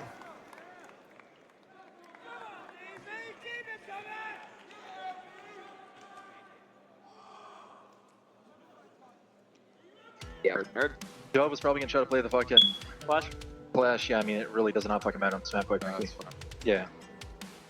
And then for the third ban, Volker, just like if we want to start like increasing the pace and moving on these guys, we can go for a Thorn too. Yeah. I don't think we're gonna need them. And then if it does go back to overtime right there, again, like that, you guys are doing really good the entire deep stuff, just right there at the very end. As soon as we float away from like the fucking spot, like they just ISO'd us again. We forgot that we banned the ice, like they can't open that sock wall, keep mine. Most people aren't gonna bring fucking EBs for that. Just keep playing them. Or they have to do that, so they Yeah, don't know anything else there. Now we can do a little shally attack though, fellas. Yeah, it's gonna be proper. Oh, that'd be really proper, Junior. If you drone front door, you see there's no trap, sit another Abinai. Minute 20, minute 20. DarkZero's up 4. Perhaps. Only one person voted DarkZero, Ooh, Nick Jr. on the rock. and 3 people voted Shopify Rebellion. Quite frankly, as well, like the master, if you see like a really heavy extension, and maybe they have stuff for the ISO setup, like they're doing like the like a 50 solid scheme where they have like the games area, fire, like dude playing like Ivy side office and like It's soul going area. to be slant. Kino is always going to be on a shield, so here he'll probably be Monty. For that attack, he looked to go library double. Fultz likes to go games window, and basically they want to just clear over. Deimos is just going to sit under in kitchen while they're clearing, okay? So Deimos will be like kitchen side under, and they're trying to go for the clear. What they will do, this is what we need to understand, is that I need us to hold our zones and fight. Do not over rotate, because if you give something up, like in their match yesterday, FaZe backed up and gave them solar. They left one person there and they flipped the entire tank, so they had none of the map, okay? We need to fight these guys, okay?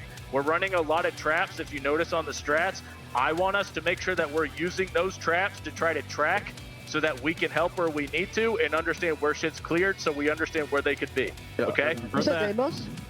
No. So Snake is Snake and Blackbeard. Snake and Blackbeard. or BB. Blackbeard. Okay? That means Listening to Super over these last couple of games, Parker, has been one of my favorite parts of the Salt Lake City Major. The experience and knowledge that he brings into those timeouts is so incredible. Always talking about the strats. Super and a Canadian having an unk-off. Just going into their own strats, wanting to play a lot of shield, or wanting to play a lot of traps, expecting some shields out of Kino, and then maybe trying to take some space as well. Aware of what happened in that FaZe Clan game earlier for DarkZero as well. So really nice coaching coming out from both players, but particularly Super coming in once more. This guy was pro back in Rainbow Six Vegas, Parker. He dipped his toes into Pro Siege when he was on Arrow, when he was on Rogue. Had to kind of start over in Sonics. I remember casting him back in Challenger League Season 9. He has been really grinding with this team. Finally brought them up to Tier 1, brought them to many different events, swapped over to coach, and now finally stands on a major final stage. Mr. 1.6, as that was his KD for a short period of time, many moons ago, a pillar of the community, he himself. A large streamer, but you know, he's been a little busy lately, not able to co-stream as reliably because he is back in action, and I mean, that hard work has paid off. You can talk about his mechanical ability, but his mind for the game has never been questioned. And I mean, you say the same for Canadian. You've got 2 of the biggest brains on the same side of the stage. But as we always say with good coaches, you can coach a team, but you can't play for all 5 players. And it is really a team affair. Well, we didn't quite get to catch the first couple of bans that DarkZero were hoping for, but clearly it's been Castle Mira, very similar to what we saw being banned out by SR. They did say after those first 3 rounds, they might want to ban out a Thorn, depending on what SR are playing. Super himself said that our strats have a ton of traps, so that Thorn very likely going to be that ban after round number 9. But for now, it stays open. Spoit will jump on the operator, and the clear will start from DarkZero. Bomb site over towards Master. It's going to be on that top floor site. You can see clearly DarkZero wanting to take this library side before anything gets too crazy. And they're very quick to the punch here. 45 seconds chasing down the Denari. Oh, they're in there. Ambi bites off more than he can chew. Spoit as his teammates back. Down goes Rexon. Ambi and Rexon having a tough one. There goes Spoit as well. Wow. If you're reading into the numbers and you think the Rebellion really are as underwater on these defensive numbers, then you can just go in quickly and overwhelm them. If that was the plan for DarkZero, it's working out very effectively. Canadian yet to find a kill. He will have to turn that around as DarkZero have made this easy. Oh my God. One of the most dominant rounds so far in this series, and DZ are now 2 away from taking their own map. Let me tell you, Parker, defending versus DZ on Chalet is not something I would wish on my worst enemy, and certainly for SR. For me? Well, yeah, I wouldn't even wish it for you. Thank you. No problem, buddy. 5-2 now on the scoreboard, and it really does look like an explosive execute. You see the difference in pace between DarkZero and SR. It took Rebellion a long time to get in the building and get those opening picks. You said I think my food's 50 here. seconds deep, and Kino gets that opening frag then in onto Ambi. All right. At the same time, NJR did a great jump in. He actually vaulted in the mezzanine window with the glass to be able to get a smoke pick onto Rexon halfway through there. So some shenanigans on the glass. DZ, a very deep strap book on this map, and they showcase it early on Chalet. I mean, at this point, you do have to wonder if you just mentally move on to the next map. I mean, you heard exactly what was said by Callout and Fultz about map number 1. Hey, we were maybe hoping to knock them off stride on Nighthaven Labs. It did not happen. So now we turn our sights to Chalet, and we are still in a very comfortable position. Yeah. If I can get some copium to the SR fans, that round was what they were expecting. They expected Kino on a shield. They brought some traps to deny that shield play. It still beat them. It was still a difficult proposition. But they at least know that what they were expecting is what they're going to get against this DarkZero team. Now, there's no shield being brought for round number 8, but even still, SR have a game plan to counter this DarkZero attack. Putting that plan into practice is often very difficult, but they should still know what their plan is through these next couple of rounds. They won't be completely shook by that first defense. What a turnaround it's been from DarkZero on the kills component as well. They were really struggling on map number 1. I think it was, you said, NJR the closest to going positive on that team. Yep. Kino, the only player with a negative KD at the moment for DarkZero. I mean, the scoreline should suggest that, but just because you're even in round count doesn't mean the kills are going to be coming your way. This is a rough spot to be in for Rexon, looking to not be the first casualty here in a very critical round for the Rebellion. They flushed him out of this chimney spot. He's now going to have to tuck into the alcove here in Library, as that's where the assault from DarkZero will come. Logic Bomb's following up on that Capitao arrow. This is a bit of a rough one right now as Fultz guns down. Rexon hits him with the good night in all chats. DarkZero got the start that they wanted here on round number 8. What do you do as a response for the Rebellion? You've got to find some way to make a play, but you're being flashed out of your current positions. No swing from Spoit. He can sit just inside the mezzanine for now. They haven't really applied that pressure that they're looking to, but the players on DarkZero are all around this map. They've got Kino inside of Kitchen. They've got NJR inside of Solar. This position that Spoit has will not just be a one-dimensional push for long. I mean, at least the gadgets from Rexon will still persist. Spoit has taken up spot in that same area Rexon was playing in, a very critical part of this map, but he's punished by J90. DZ hunting SR for sport at this point. A slower round, but DarkZero looked just as methodical as they did the time before. That calls upon the 3 remaining players from Rebellion with a minute to go to coalesce around this bomb site. Can they do it, Jesse? They've still got 2 toxic babes from Surf. They've got some good plant denial to play around. They really need to get aggressive. That's why you see Canadian all the way over towards Basement Hall. Newers finds Ambi. The aggressive moves aren't paying off, and now it's a 2v5. And it's Surf and Canadian yet again. Canadian still searching for that first kill. They will call upon him as well as Surf does double duty. Watching in Freezer as a nade drops in his lap. He just manages to inch away from it as the toxic gas goes out. Canadian outdueled, and there goes Surf. Another flawless round as DarkZero moves to map points. Utter dominance here on Chalet from the team in purple. We said they had to respond with a statement of their own, and Parker, it looks like they're doing just that. It was 7-2 for the Rebellion on map number 1, and now we are just 3 minutes away from another 7-2, but this time the sides are swapped. DarkZero dominating their own map pick, just like we saw from the Rebellion. You gotta give credit to how well DZ were isolating these picks. It seemed like it was always like a 1v4, a 1v5 on all of these frags, especially early on the top floor. It just wasn't a team game from the Rebellion. They were being picked apart one by one as DarkZero were able to work from multiple different angles. I said it earlier, but players in kitchen, players in piano, players outside of the library windows too. I mean, it just felt like all the angles that DZ could be in, they were in. Makes it incredibly oppressive to play against, and SR will need to be flawless for the next 4 if they want overtime. Well, I mean, I don't envy Fox and Laxing's job after that one. What do you pick up on? Do you pick up on the intel game? Do you pick up on the trades? Do you pick up on the map control? Yeah. Do you pick up on the utility play? Because there really has been no downside to this DarkZero Chalet. They have dominated the Rebellion on both sides of this map. As we expected, the numbers show just how weak the Rebellion are on defense. DarkZero are exploiting that, and they are doing a perfect job reading into this. And how good has Fault's been as well? 10-4 here on their second map. He was the lowest rated player on DZ back through map number 1, but he's answered big time here on their own pick.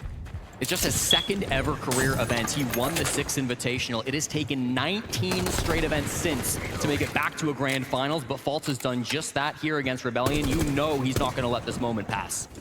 Amazingly, I remember when Fultz was on that old Challenger League team with Merc and the like, and I was patiently waiting for the debut at a Tier 1 level, and now Fultz is seen as the elder by a lot of players. I am so old, Jesse, and so too is Fultz as he captains this team and gives tons of valuable experience to the rest of these players. He was playing against Super down in Challenger League back in the days when he was on OC and Super was on Elephant Gang. It was the good old days down in Tier 2, let me tell you.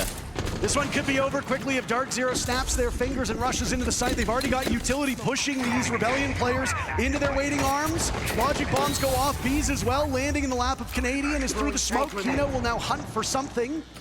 Make a misstep in the Rebellion's round, could go up in smoke. Jane, I know, punishing Spoit. Nobody on the Rebellion able to put up much of a fight on this second half at all. Halfway point, still damage being done. There goes Surf. Canadian taking serious damage. This one just might be over already, and we've still got a minute and a half to go. What do you do from SR? You have to be able to find a way to battle back, but at this point, map 3 just seems like it is looming in the wings. Jane, I know, already a single kill from outside the building. Why not another? Finds Canadian on a rotation, and Ambi and Rexen are left with it all to do. Could it be another flawless round? Would this really be it? A 4th flawless round for DZ? Rexen says no. Down goes Kino, unable to stop the defuse kits, and the drop will not be had. The mayor shuts them down.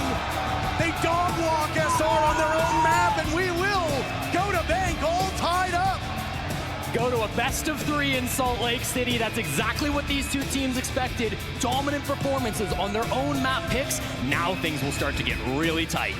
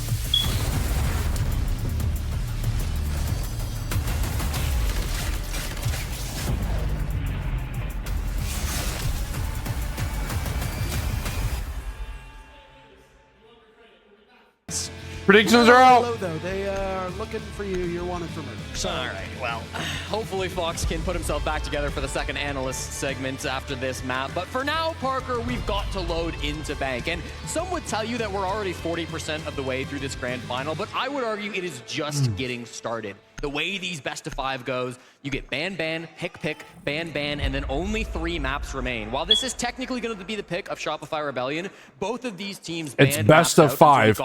So first of 3. Pool. So we expect both teams to be very comfortable on all 3 of these next maps. Absolutely, and I think we're going to have a pretty good show of this. As you said before, Chalet was fully over. It's a best of 3 now. The advantages are gone. It just comes down to map pools. So buckle up. Sit tight, go maybe get some beverages. It's, you know, Salt Lake, get a little thirsty. Salt probably doesn't help. Make get sure some soda. grab some soda. That's all the rage here. And prepare yourself for bank, as one of these teams will move to series point with a victory here on bank. And then it really just comes down to, does that same team carry Cafe for a 3-1 victory? And Parker, it's not every day you see a Tachanka ban in Rainbow Six Siege, but that is respect being shown to one man and one man only.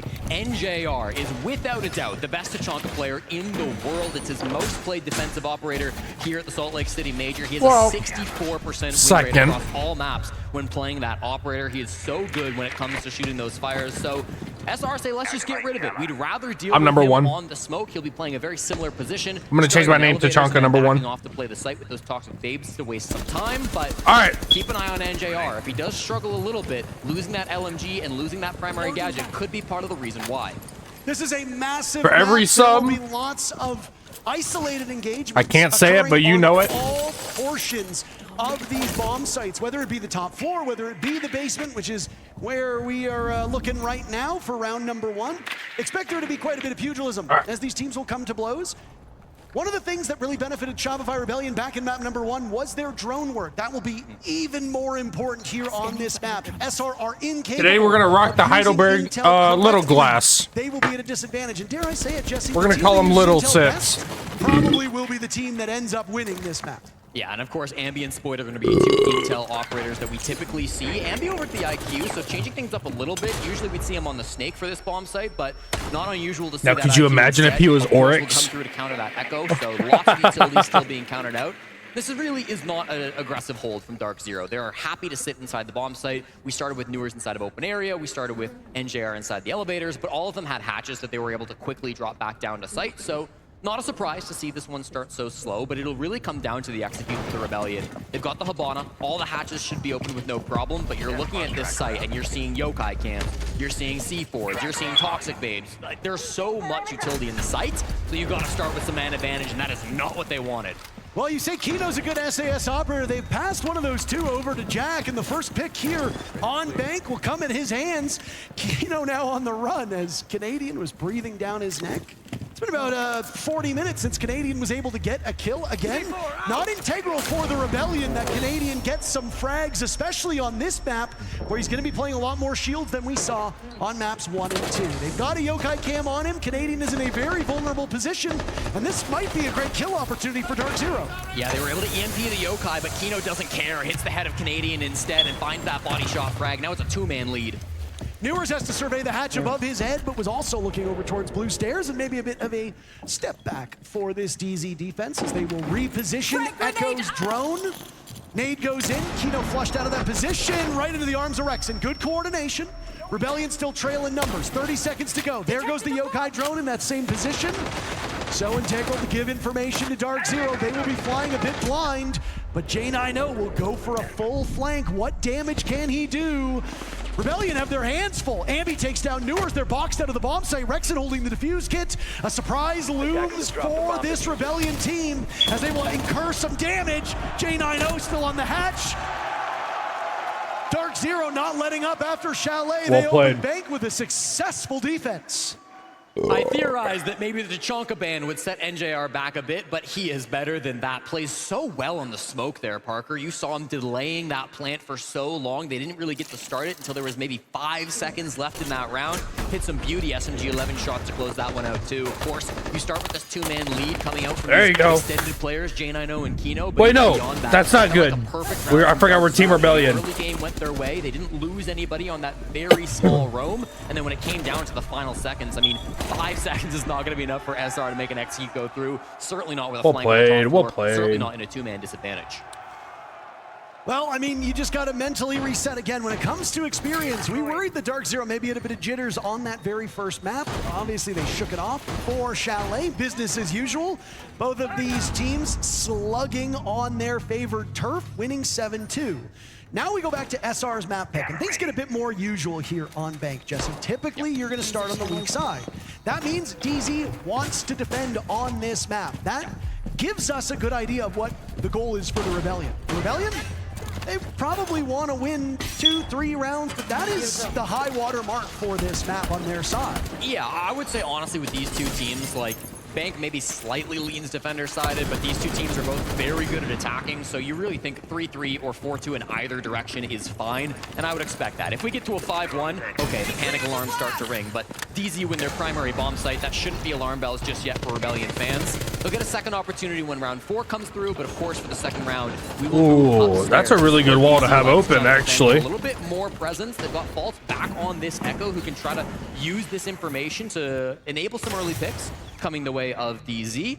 But SR, look at this lineup that they brought as well. The Rara from Rexen, the Glaz from Spoit, Canadian on the Ying. This could be a really messy execute when they do get down to it. Not that I think it'll come so soon. And that New Zealand operator is Saw a bit more play after some changes during the mid-season, but the pick rate has fallen off. On maps like Cafe and Bank, way more opportunity to isolate these defenders, and that's exactly I what really Rexy like how they use their the utility on this. Trying to box in these players. Ambi, the first kill, full Tancer's back, Surf on the board as well. Shield in the hands of Service. There's NJR and J90, and they've turned this round on its head. A very quick entry for the Rebellion. We're not even at the halfway point, and it's been rebuffed by DarkZero. Surf's entry was excellent, but his whole team fell around him. That's going to be the big problem. Now they're in a man disadvantage. Nice find. Surf just flicks around and finds the head of Fault.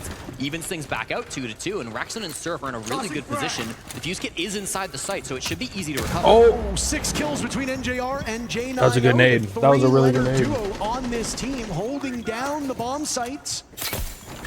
They'll have to retrieve the diffuser on the side of the Rebellion. They have plenty of time to do that. An early action has now made way for this ceasefire between the teams, as there's Rexon now planting the diffuse kit. Worried about over towards Paper. That's NJR waiting in the wings. Rexon will have to rely entirely on Surf, but J90 is an unknown variable. And there he is, Rexon trusting Surf. That trust seemingly misplaced. Blackbeard will have to put the shield and the team on his back, as both NJR and J90 immortal up to this point. 40 seconds to see if Surf can break that trend. Now behind the desk with the case down, shield on his back. NJR swings around, buying time. Off the diffuse kit, Surf will go. Finds the Thorn, good information. Giving time for J90 to reposition, but he doesn't want to. He's holding this cross. The moment that he attempts to defuse, they fall in, then they fall out. Quite a rhythm here now as Surf will attempt it for the 4th time. Up against a hard wall, he manages to get it down, and they crossfire it perfectly. J90 gets the kill, an easy counter disable, and DarkZero continuing their reign of terror. Wait, hold on. Sorry. NJR and J90 have for years been thought of as so clutch, and it'll force attack timeout out of SR. Well played. These guys are just crazy. Can you guys hear me? Yeah. Okay, with this Echo, guys, we need to be running Dokubi. Okay? They're using that for the info to get aggressive on us. If you notice, they're playing very bunkered and just waiting for us, and they're acting up the Echo. I think we can third ban that. If we do third ban that, I would expect maybe a Mira, Clash, or both, okay? I think we just do the mute because we have all the ops for it, and the Okay, that's fine. But I mean, if they we could want ban Doke, but that's fine, Troy. But if we want to do that, I think we need to be running Doke for the rest of this game. Yeah. Guys, thing here is, again, they're playing bunker, they're looking to retreat, or they're just standing their ground waiting for us to push in across it. So we need to make sure that we are establishing what we need, like that last round. The whole take is based off Will walking Glass main lobby. We have Ash, we didn't clear the That's BP. good comms. That's good comms. What we need to do, okay? If you guys don't know, Dokubi, whenever she calls you, it kicks everybody off cams. So that's the time to hit site when everybody's turning their phone off. It's loud in their ear and nobody's on cams. She is a super strong operator. Hence the reason why she's getting nerfed. On the side of DarkZero. Or reworked. Again, if you can get things messy on the side of DZ, that is always going to favor you because they have some of the best late round players in the entire world. Fans have been asking for years of what it would look like to see NJR and J90 on the same team. When it comes to late round clutch players, there are almost nobody in the world who are as good as those two. So you put them in a 2v2 situation and they are going to be favorites every day of the week. I thought they played for that plant? so Extremely strong. Never giving up a free pick. Even in the 2v1, they only went for the swing when they were both there together. They didn't give up any opportunities to equalize that man count to a 1v1, and that's that late round consistency that we've expected from DarkZero throughout this tournament, and is showing up again here in the finals. How would Mute not counter her? He's going to eat up a lot of the air when it comes to I don't know about buff. It's definitely a nerf, but it's a rework. A bit of a disservice to not highlight how good and how she is way too strong now. Hence the reason for the rework. They're not going to make her stronger. You know what I'm saying? They have to rework her. So different everything, but overall it's a nerf. On Chalet, it was immediately evident. On Bank, it's becoming even clearer. This is a team that is really trusting each other, and that last round showed how perfect it can be when you've got two players on the exact same wavelength. One thing Super wanted to see was No he said, one if will we're counter not gonna her? be banning the Echo, we Oh, need wow. to run Dokkaebi for the rest of this match. That's why Ambi's immediately jumped on this operator. Usually on this bomb site, you'll see him either on the Snake or even the Nook. He likes a little bit of sneaky Nook play on this bomb site, but We'll see, it's we'll forced him see. over to the Dokkaebi. Now, there is no Echo being played by DarkZero, but you just can't risk that anymore if you're SR. And it's going to be a quick one. They take control of Square. There goes the buck of Spoit marching in. Spoit has been very quiet so far today. They will need a big game for him. Surf on the board. Canadian outdueled another from the glass of Surf. Powering this team forward. Ambi and Rexon were the star of the show. There's Spoit now for another. Rebellion have 2 more bodies to find. Shotgun versus shotgun. Wow. We see the skeleton key out. Spoit is in there. Now it's Spoit just made the play. round to go, right to the arms of Ambi. A big bounce back round. Wow. Rebellion to get on the board. Really nice push there to clear through Wow. the top floor, Parker. What I like about that push is you've got the short range and the long range working together. From all the way back at the top of Square, it was Surf on the glass. He was finding those long range picks. He was doing some really good work trading out Canadian after he went down and finding that opening pick. And then Spoit, the other S player on Shopify Rebellion, able to just run in with the skeleton key, get a couple of crazy picks in the midst of that push as well. Actually You mentioned it insane. briefly in that moment, Parker. The pace being set by SR is really nice to see. Again, they didn't have great pace coming through that first couple of rounds. That's largely due to the bomb site. It's really hard to have a fast-paced push when they're defending on the basement and they're not going for a roam game. But if you let SR take control of the game in the early moments, I mean, that can be where they thrive. DarkZero, one of the best late-round teams in the entire world. But if SR can get more of these early fights, that could start to favor them. Spoit just walked in there and just collapsed him. That is the tertiary Hey, site for a lot of teams. guys, the predictions are about to end. Put your channel points on who you think is going to win map 3.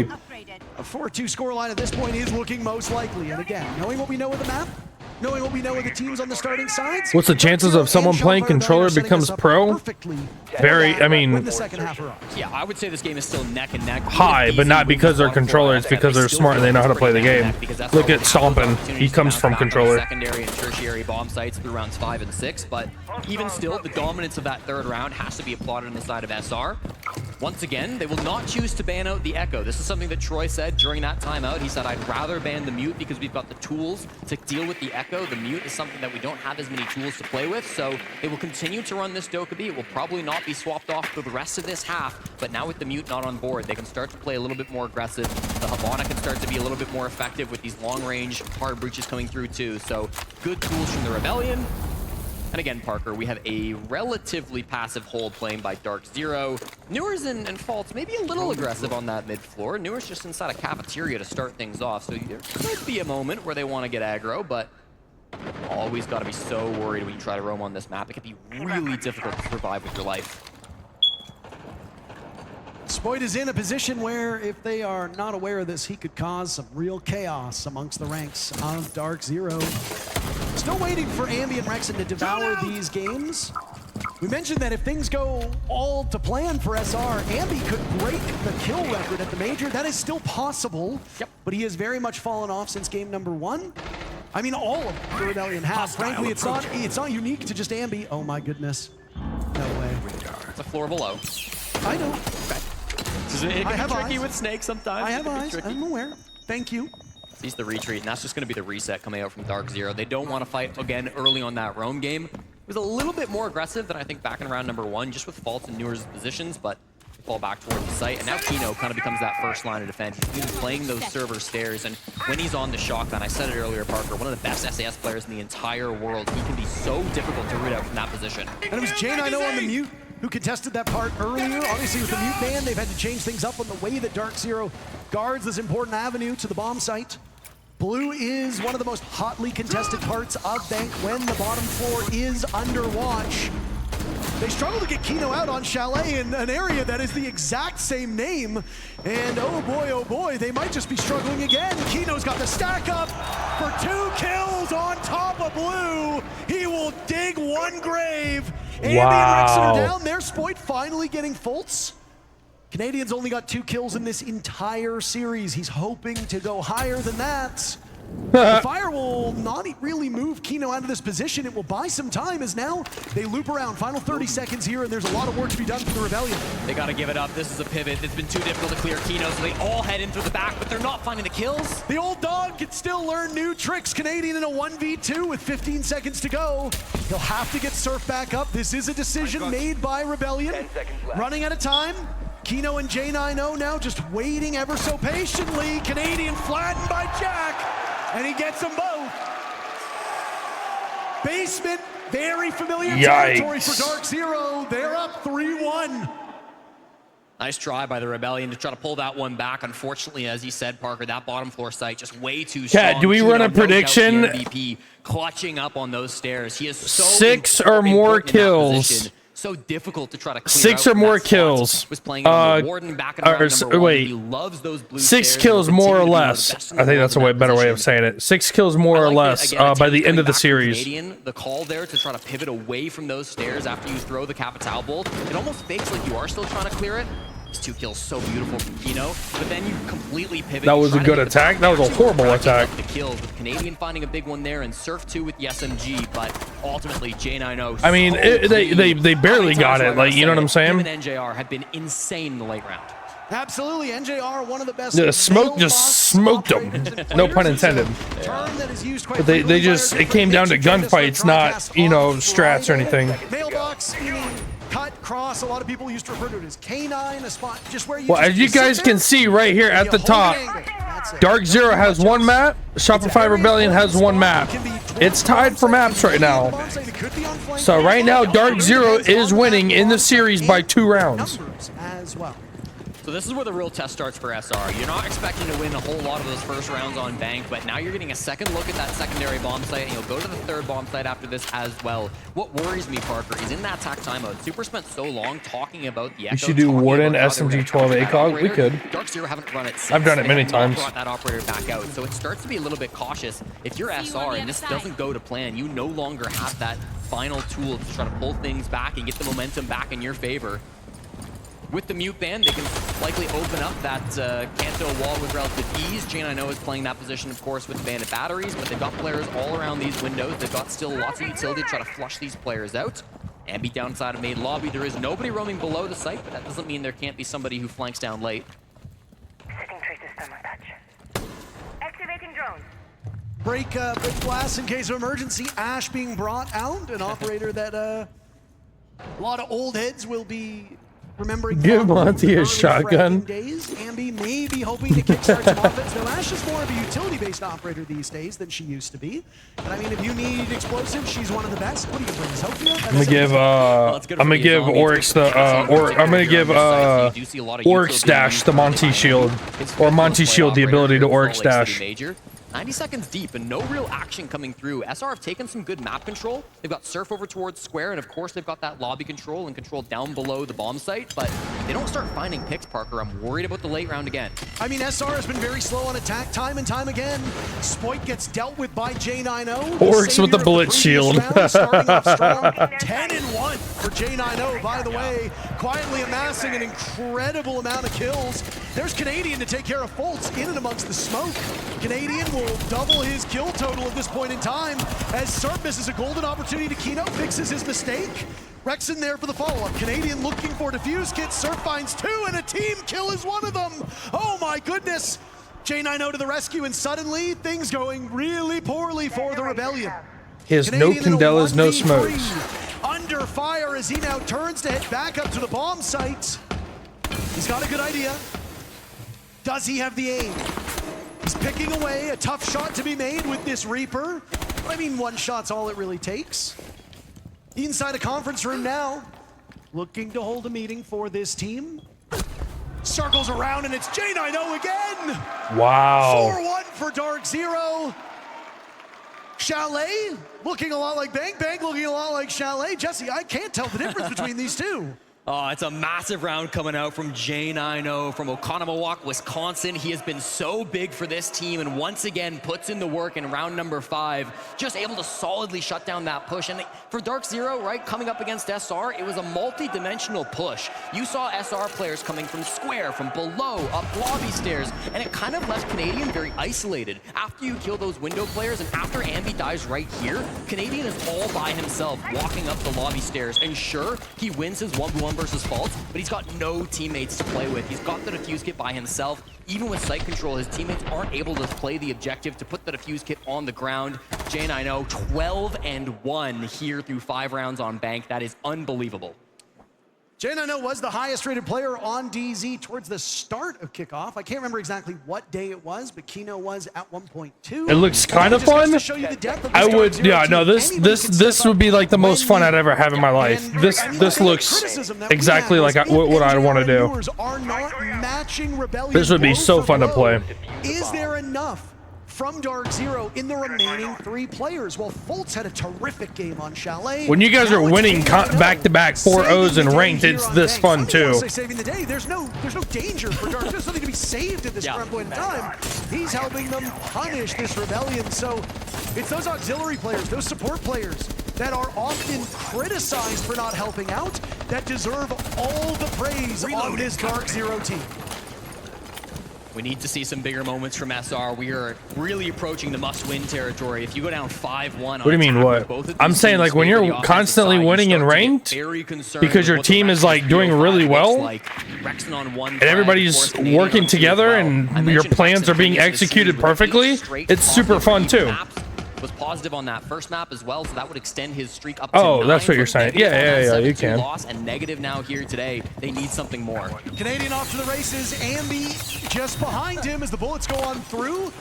The jig might be up there as out goes one of those F-Knots. Now a drop on down. Ambi surprised by NJR. The flank will now also put Canadian in a really tough spot as he shot through the wall. Newer's out-dueling him. This is a great read by DarkZero, and while every half has been 4-2, DZ have set themselves up so nicely for our first 5-1. 13 for J90. He's on the precipice of it. Finds a player, but doesn't quite find him through the wall. Will drop back down towards the site. So that top floor conceded now to the Rebellion. Hey, but this is still not a I'm looking for a 5-stack that are just as competitive as I am, that are on E servers and that are float around Emerald Diamond rank that want to hit champ. Let me know. Shots straight into Canadian, and you start to get really scared at this point. They have to retreat to plan B. They have to clutch up a 3v5, and frankly, Parker, they're starting to stall a little bit. Well, I mean, you lost your Blitz, you lost your Dokkaebi. This was a go for broke strategy, and broke seems to be on the menu for Rebellion at this point. I mean, how do you course correct? Diffuser is miles away Map 3. from you. It says it at the top right here. By these DarkZero players. You see those dots? They indicate how many maps they've won. That, a backstab from Spoit. His position is given away. Oh my God! Holy aim! DarkZero will be in a beautiful spot to send this one away. Doubled up by the remaining DarkZero players. Rebellion has their work cut out for them. There's Newers playing with impunity. Spoit will collect a kill on Fultz. The only person able to find frags so far on this Rebellion round. I don't know if I like this position for Spoit one bit, especially since he's given his position away, heralding his rival to the bomb site. He'll pick up the defuse kit, twitching around, but running out of time. Down goes Newers. It's maybe not enough time. Now rests on Spoit, but there's J90 again. A walloping. He said, if you didn't catch that, they typed in the all chat, you got your YouTube clip. A little bit of shit talk, man. I love it. Time to go in this map for them to seal the deal. Holy shit, dude. Sorry. Listen, on the, This is a good ass coach, man. If we, fellas, detach, listen. On that basement side right there, if they fucking are doing their own, remember what we talked about? We can do Junior on the Twitch, we can prioritize the light in file, if you take a knock. In through the lobby side, like take your Twitch drone, throw it across the map, then go to the D-box side. If we need to kill the blue guy, Junior can use his SNI, you can try to cross on that, but in general, Kino and Bulker, if you see that, I want you guys to go fuck that guy on blue stairs and just go straight to side. They have the... Yep. Okay, go back. I'm gonna keep talking. You can talk. Listen, on the... Hey, smoke works, man. Smoke works. Extension with the clash inside of server Bulker. We're gonna take the Thatcher anyways. We can fuck that dude. Like, you can take the Ying paired with the Thatcher, and then we can literally just Ying the shit out of him. Thatcher him so we can't clash shield. We can drop down and crank that guy. Just pop the main hatch first, because otherwise... If caps up, can I just double cap him too? Yeah, you can. Yeah, you Okay, just EMP. the only reason I was saying the Ying is because we can also yank blue stairs off that as well. Like we can use the thatch for ward dogs. We can do both. Yeah. Okay, I like that comp. Yeah, Just a blitz better. no, not. Yeah, it doesn't have to be on the Ying. You could also take the shield if you want to go for like the Blackbeard plant, whatever it is, or fucking blitz. Yeah, whatever. But in general, just kind of read on it. Execute, Deimos goes main, sends Red Hatch. You got a lawn chair. Grim and shield and server. Guys, every attack I saw from them, they tried to finish server. Okay, so that's one thing we need to make sure. When the second time I saw them clear for that, the only change was that they went Grim to cap and IQ to striker. Literally same exact execute positions, okay? So again, look out for that. Doesn't mean it's a guarantee, but if that's what we think we're setting up for, think about those positions, okay? For CEO, they do have a square take that they were doing with Glaz. Callie sits on the main lobby repels. They won't be able to do it really here with the Glaz. They could still try to maybe do it with the Ying. For that, he repelled in to just try to basically push. Nomad was top square. Thermite opened both the square walls. Fultz like literally sat out. Zoom into that paper. Somebody screenshot and tell me what it says. They just try to play like basically to get aggro. We can use those strats and ranks. Okay. What type was that on the last one? That's CEO. That was the only attack I saw from them. SR coach looks like Canadian. That's his brother. When the going gets tough, that's when experience can make the difference. And there is nobody in NA more experienced than Shopify Rebellion's captain. He's won 2 hammers. He's won a major in the past in this very country. He knows what it takes to dig deep.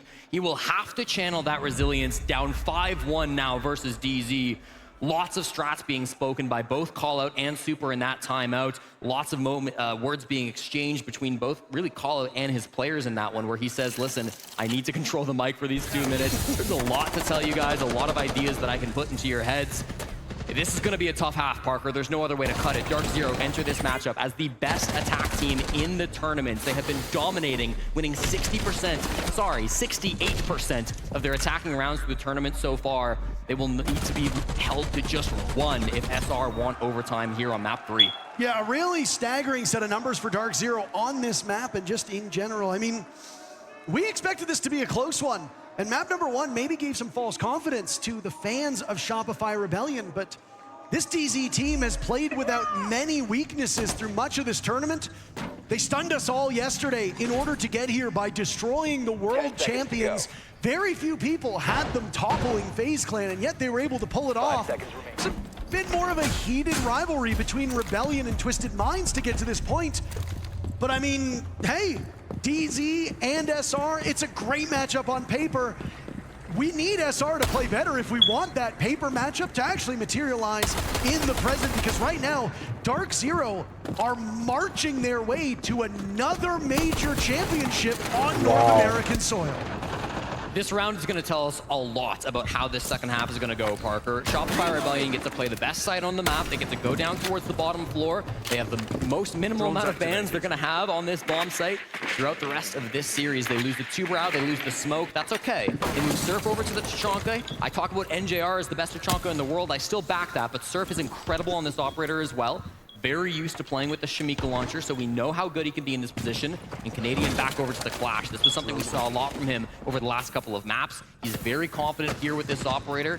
Won't be taking any early gunfights, but can maybe shoot some drones, maybe cause some panic early on the side of TZ, and then can rotate back over towards server. He gave that up really early. That space and help his teammates to slow down this round. I know that we focused a lot on Canadians' kills, but the one person I want to touch on that needs to really step it up is Rexon.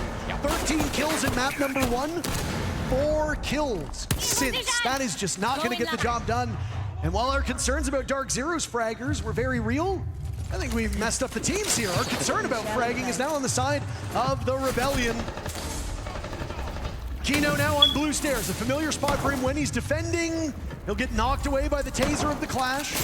Rexon menacing. How do you lose that? Oh, that shotgun, it is not the greatest gun in the game, Parker. Probably brought it for the rotates, but unfortunately it doesn't go exactly as it definitely is one of the better guns in the game. He's left without a teammate. He's got to fall back and try to play closer to sight. And Newers has a really that shotgun is devastating. He just didn't play it right. Canadian now needs to wander back.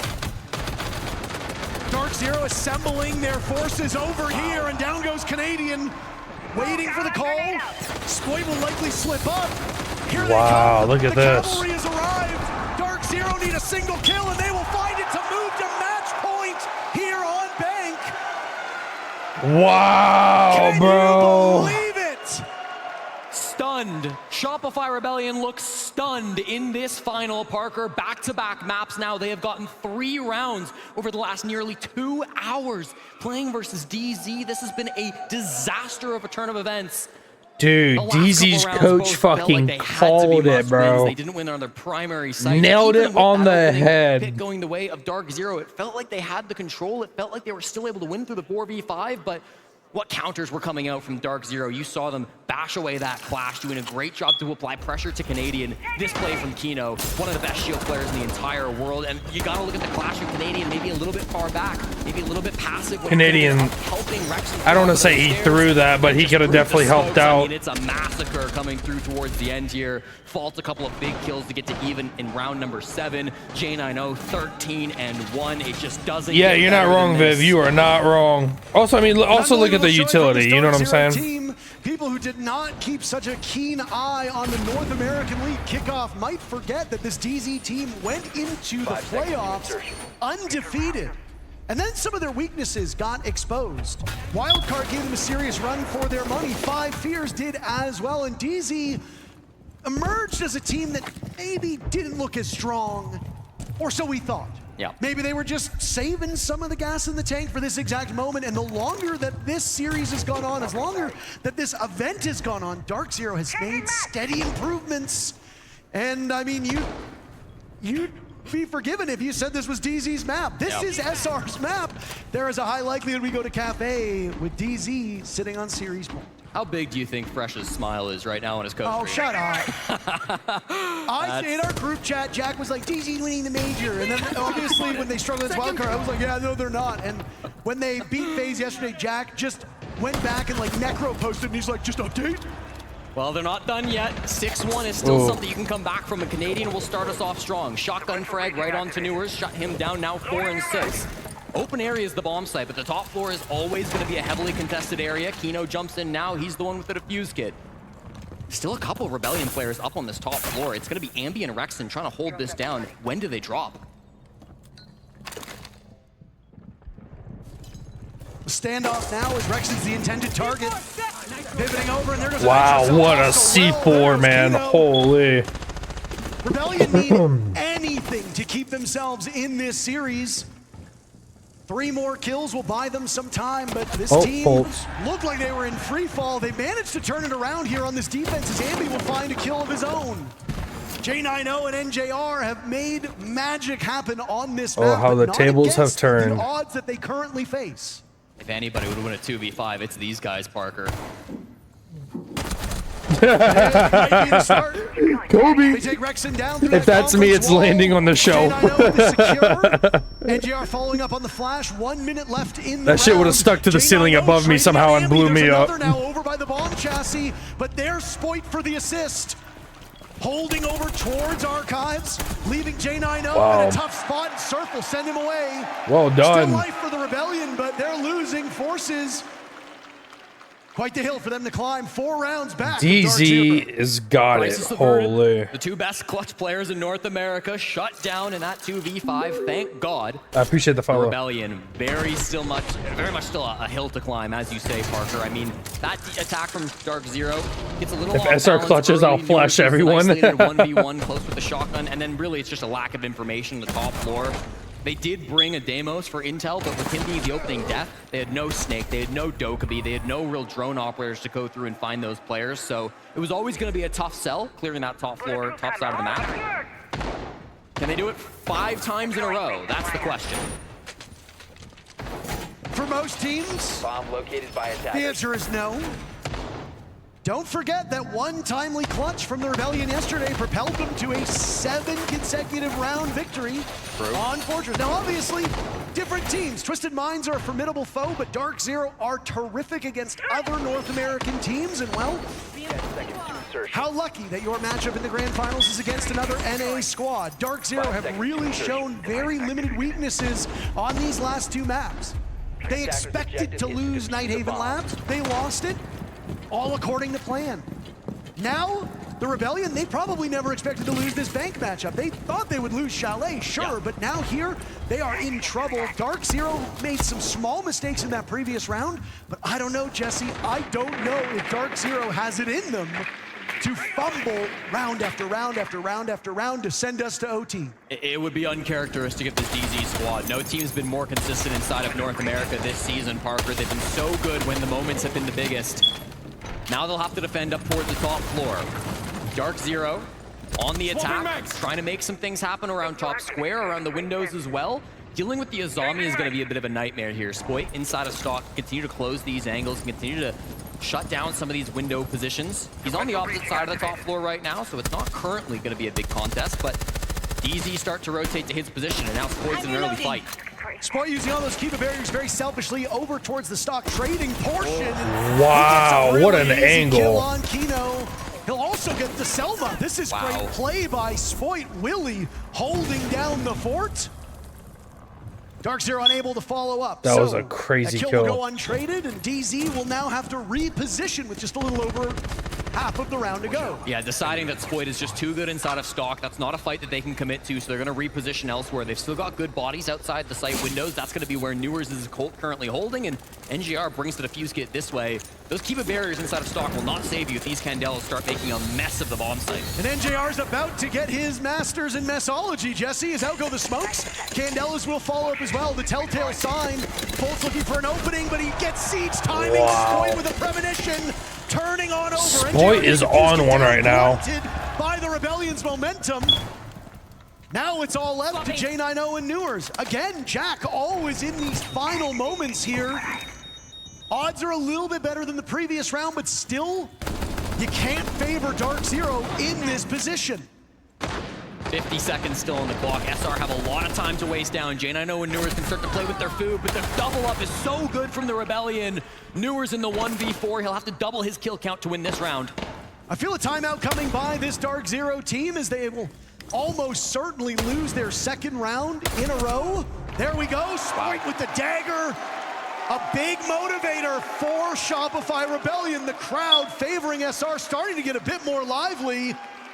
All comebacks start with one round, and they've stitched two together. SR still showing signs of life on Bank. Now we've got momentum in the SR camp. Spoit is going nuclear, bro. He's by call out. Okay, maybe not nuclear, but like gonna let them go through this map or this op ban phase at the very least. He's positioning himself very well. You're worried a little bit about just this pressure that is starting to apply to DZ. Of course, this is a team who have the positioning is top tier. Oh, look, they banned Miro. J90 struggled in some of his finals in the past, but that was a long time ago. Here's the tack. Can you guys hear me? Yeah. Okay, for the delay, if that's what we want to run, we need to be careful of the Thatcher. It's going, if we run the Echo, they can just Thatcher the Echoes if they actually run it. Guys, the thing I want to say here too is Will did it last round. We need to be making plays. Yeah. Right. Also bring the knockout too. You don't have to force it, but if you see the opportunity, don't feel like you need to force it though. And I know it's hard to like think it at the moment, but we need to be thinking of what we can do that's going to solve some of the issues that we have with these bans and with what they're doing. Okay, guys, make sure we're playing to win. Like, come up. Couldn't have said it better myself. That is the tack timeout from DarkZero. Just to be clear, SR's was burned early in this match, so call out deciding now is the time to have some words with his team, stem the bleeding before things get too out of hand. When you need a miracle, when you need 5 straight rounds to stay alive in the third map of a BO5, you look to heroes. And there's maybe no player in this lobby who has filled the shoes of a hero more than Spoit. The MVP back during the Berlin Major. Ambi's headphones? What a round he has in round number 9. It's pissing me off. Back from this Fix your headphones, Ambi. What are we doing? Why are we looking all messed up? Forces an entire rotate from the players on DZ. Catches another one early in that round, and then the final frag there too. A beautiful shot straight onto Newers and a heavy man advantage. If Spoit starts to show up like we've seen him in the past, like the old days when he was a young rookie on Rogue, this series could get a lot more interesting. I'm on Bank top floor defense right now. What did Spoit do? He held down stock and he just fried everybody. Good mechanical aim on Spoit's side of things. That's all you got to do. He can continue to keep this ball rolling. Rebellion will have sustained chances of tying this up. It is a long road again. You said this, 5 rounds in a row, and then you still have overtime. What if he got a kill like that? That would have been insane. But I mean, you're a major winner. You've seen adversity firsthand. That rogue phase game was one for the ages. And you enter with no real experience, and you put up that statement game that he did, and of course you've got good leadership backing you up. Anything is possible on this Rebellion team. They just need to show us that they can accomplish it. Yeah, both Spoit and Canadian had really difficult roads to win their respective majors. 5 maps required in both. Here comes the roam clear, and just beside the hatch, they will manage to fall back towards the site. No early picks going the way of DarkZero. The Shopify Rebellion happy to fall off. They do not want to take gunfights when they're playing a combination with Kaid, with Goyo, with the Chonka, with the Echo. They've got so much for this bomb site. 5v5 is exactly where SR want to be. Kino just did that clear all by himself on Blitz. Reminds me of another particular matchup we saw in Bank about 7 years ago or so. A flying V, some maybe would say, but Kino able to pull that one off. It scares Ambi out of his position, and I mean, I don't want to deal with a Blitz going head-to-head with me, especially if you don't know what follows. Kino is scary on shields on his own, but if there's a 1-2 punch, the best bet that you can hope for is to trade it off. So smart move by the Rebellion is now that allows DarkZero to settle in here on this main floor, using Thatcher effectively, as Callout had spoken of, to get these claws off of the hatches. Yeah, it's for the claws, it's for the yokai cams, it's for information on even the bulletproof. Like, there is so much utility being brought by SR, but the frags will still favor the Rebellion. Spoit with the first. Canadian falls. That's Newer's wagging the dog on Canadian. Down goes NJR to Spoit. So, I mean, you talked about the impact that Spoit could have. He's already on the board in this round. They are going to need so much more out of him now. Final minute. Spoit going for the flank above. Does anybody have any idea? Kino getting defused kit down. Spoit will need to hurry. 8 players still alive in the lobby, and suddenly the timing here has been shortened. Spoit might get another. Newer's with 1. Spoit takes care of Kino. Rexon on the board now as well. Rexon held off the score sheet for so much. J90 dies. Bolts will need to clutch up. This seems like an impossible task, but he gets 2 of them, maybe. Doing a serious amount of damage. Bolts needs Spoit. Yo! Holy clutch! Yo! Oh my god! Yo! Willie came to play. What a clutch, what a flank, Parker. Holy. We said they needed a hero on the side of SR, and they have found it. Spoit with a massive maneuver. He finds a frag over towards main stairs, works his way to the top floor of this map. It's Surf on the flank watch, and he's caught a little bit lacking as he tries to come back up. NJR managed to be the first one to go down, and then we see Spoit go nuclear here on the bottom floor of Bank. He wins the 1v1 clutch, stops Faults from making that 1v3 happen. It could have been a dream crusher if the captain of DarkZero could put it together, but at that moment, Parker, there was nothing stopping Spoit. No, and I mean, we're starting to see that, right? Spoit firing things up, 14 kills now. You said they needed a hero, and he has emerged from the telephone booth with the S on his chest. The S, of course, standing for Spoit. Super Spoit. There you go. Still, the road is long for the Rebellion, and while they definitely have confidence on their side, there's still 2 more rounds to go.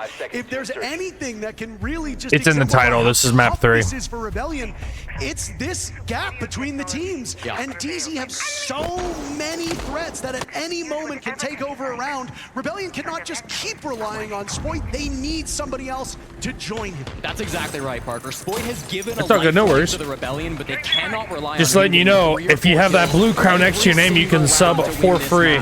Now you've got yourself an No opportunity. ads. You have to be able to capitalize on it. SR, And there's back to the defense, 2 more and now maps after tertiary this. Site. Open area can be a tough one for some teams to try to hold down on the defense.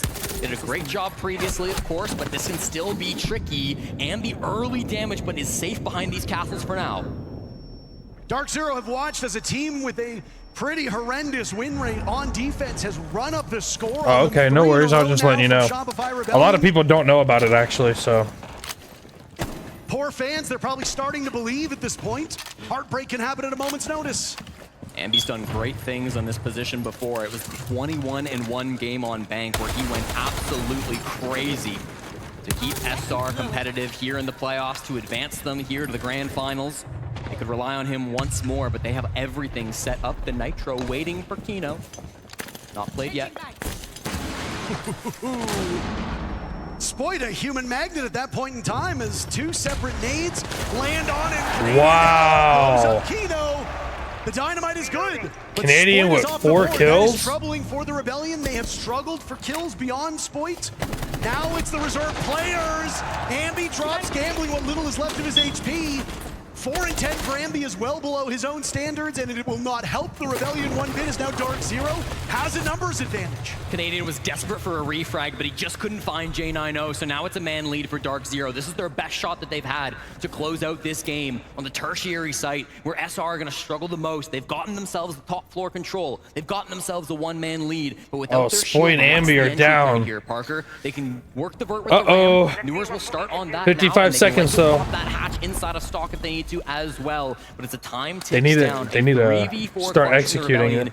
We're still outside. They need to start like figuring it out. Towards the server stairs. This signals to me that they will be going for a square finish. It is critical that they watch their flanks when they go for this. Ooh, and J90 now searching for Canadian down in the escape tunnel. Managed to get his way out, but Canadian is trapped at the top of blue stairs. J90 will see it. Canadian turns. Turns out you can't teach a dog new tricks. That could have blown the round up, but J90 is stunned by that one. He got a little cocky. And now Canadian's in the perfect position. They can't execute from square. This is a disaster. And they're going to hunt for Canadian. As he still holds this position, they wander in. DarkZero had so much going for them. Down goes Surf. Down goes Rexon. Canadian will now need to be the savior. Can NJR pull off the plant? Yes, with 1 second left. And Newers out-aims Canadian. Heartbreak for the Rebellion. Wow, what a game. What a game, bro. 1 map away from the championship.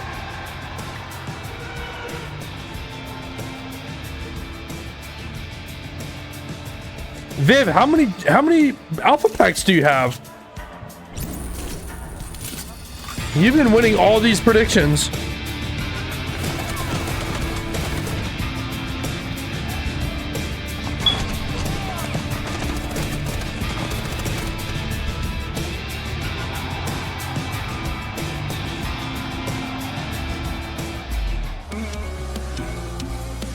Wow, what a game, bro. Desk 3-0 over the last couple of months. They beat Space Station. I meant to do for 10 minutes, but I guess that works. Here in Salt Lake City, and maybe more important than anything, they beat the Rebellion back during the lower bracket finals of the NAL kickoff. These teams have a history on Cathay, and that history says it will go DZ. Yeah, I mean, for the SR fans, your best shot was likely that bank map, but it has been really tough for the fraggers on Shopify Rebellion. I mean, outside of Spoit, there really hasn't been a lot of life on this team for the last 2 maps. You said you needed a hero. Spoit, put on that cape. Who does it here on Cafe for SR? I mean, you look to a guy like Ambi, I think we had a great interview with his mom in the crowd, and she said it, right? Remember who you are. Remember that you're the Rebellion. This team have beaten so many incredible opponents just to get here to the grand finals. They battled their way through the lower bracket in NAL kickoff. They battled their way through phase 1 against so many of these international teams. They made it through Swiss, they made it through G2, they made it through Twisted Minds, and now... All right, let's get it. Come on, map 4! Map 4! It can't be a one-hero performance. They tried that on Bank, and it wasn't good enough. More than one person has to step up and be the hero for the Rebellion. Did you get the crown? Yes, yes we did. I mean, those 2 players who... So for every sub, we'll do a little drink because I can't technically do TOS. A little drink. 6 kills in the 2 maps that followed.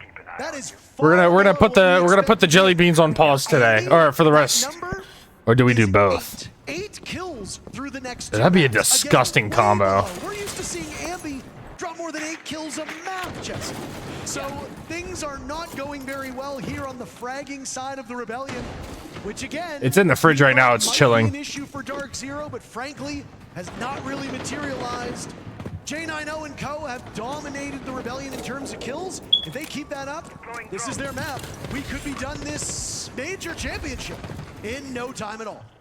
4 years ago in Berlin, Spoit faced a very similar situation where he was down 2-1 in a best of 5. That was versus FaZe Clan, and I don't need to remind you how that one went. Rogue were able to win map 4. They won map 5, maximum overtime, 8-7 on the final map. It took everything that they had to be able to win that major oh so many years ago, and they'll have to battle back once more to do it here. First fight on the white stairs, it's going to be favoring Wow. Fultz. Ambi of all people Ambi gets just taken gets down. I didn't hear a fried. single phone call ring out. That is devastating for the Rebellion to lose that early on. Fultz sustaining a little bit of damage. I'm not exactly sure from where. Activating glance. But will still survive for the time being as now Kino goes for the rotate. There's Spoit on the board. Down goes Newers. It's a good spot for Spoit to be in, and immediately follows up with his second EE1D. Still one remains in pocket as we hit the halfway point here of round number 1. Jen, I know, still top floor. He doesn't have a good way back, but he fights his way out of it. Finds Canadian with a beautiful shot and another why not. Spoit will hit the deck, and now these numbers continue to get worse for SR. And Jack gets another! My goodness! Wow. Off the rip. NJR and J90 have been dynamite together. You have said Wow. almost every single time so far, and on Cafe we've got another Shit. duo moment from them. Yeah. As DZ blanks Rebellion on that one and takes the first round. I mean, we watched Bank together, Parker. That was the battle between J90 and Spoit. Oh, each of them having hero rounds to bring that map as close as it was, but in the end, I appreciate the J90 gifted. that was the better of the Yo. two. Spoit not consistent enough, and it's not a coincidence that this frag right here on to Spoit. After We have a little glass for a little drink that we got in just on the escape down the hatch. Heidelberg, J90 Germany. has been lights out this event. He has been absolutely crushing it, especially in these grand finals. He's playing the best siege of his career. Rebellion need an answer. They have to find a way to shut down J90. I mean, he's Oh my straight lord. towards an MVP performance in this series. Yep. Yo, Jesus. I just shit my pants. I appreciate the two gifted. I'm not making that call, so I mean, I don't care. Wait, I gotta get this top off.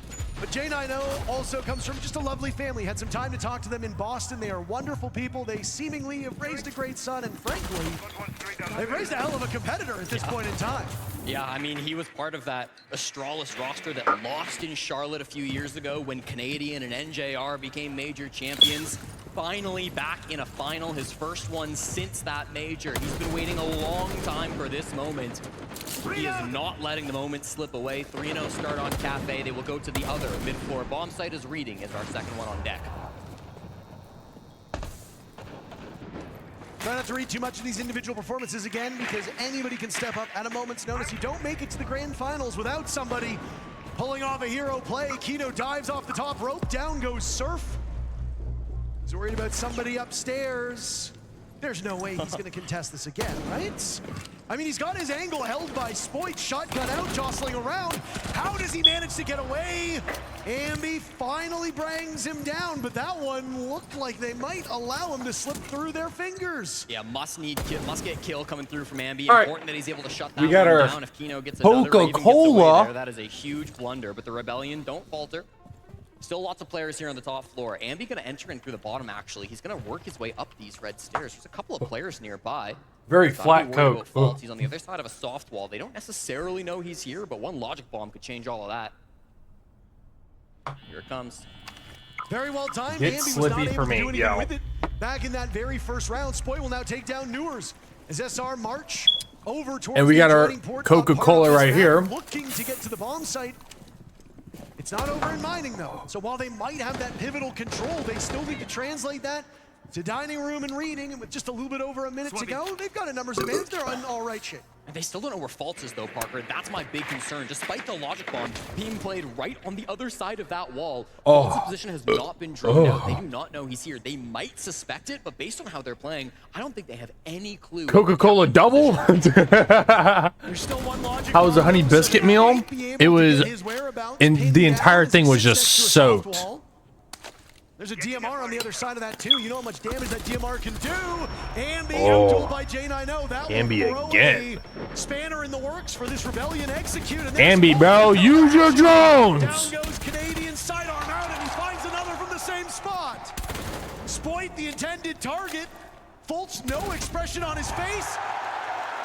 Ice in the veins as DZ start off 2-0. Fultz the GOAT, yes sir. Fultz, that's exactly what was required of him in that position, Parker. The patience was sitting just under that hatch, was sitting inside a pillar for almost 2 full minutes. Never was it droned out, never was it found by the logic bomb, and when that moment is required of him, he finds the frags. Starts off with an aggressive move from Kino. Dude, there is 6.4K on DarkZero and like only 730 on Shopify. Shopify needs to wake up. Inside mining. Jane, I know, of course he's good for one, but False, the real MVP. The fact that he finds not one, not two, but three frags from this position inside a pillar is absolutely Fultz is just on one today. Holy.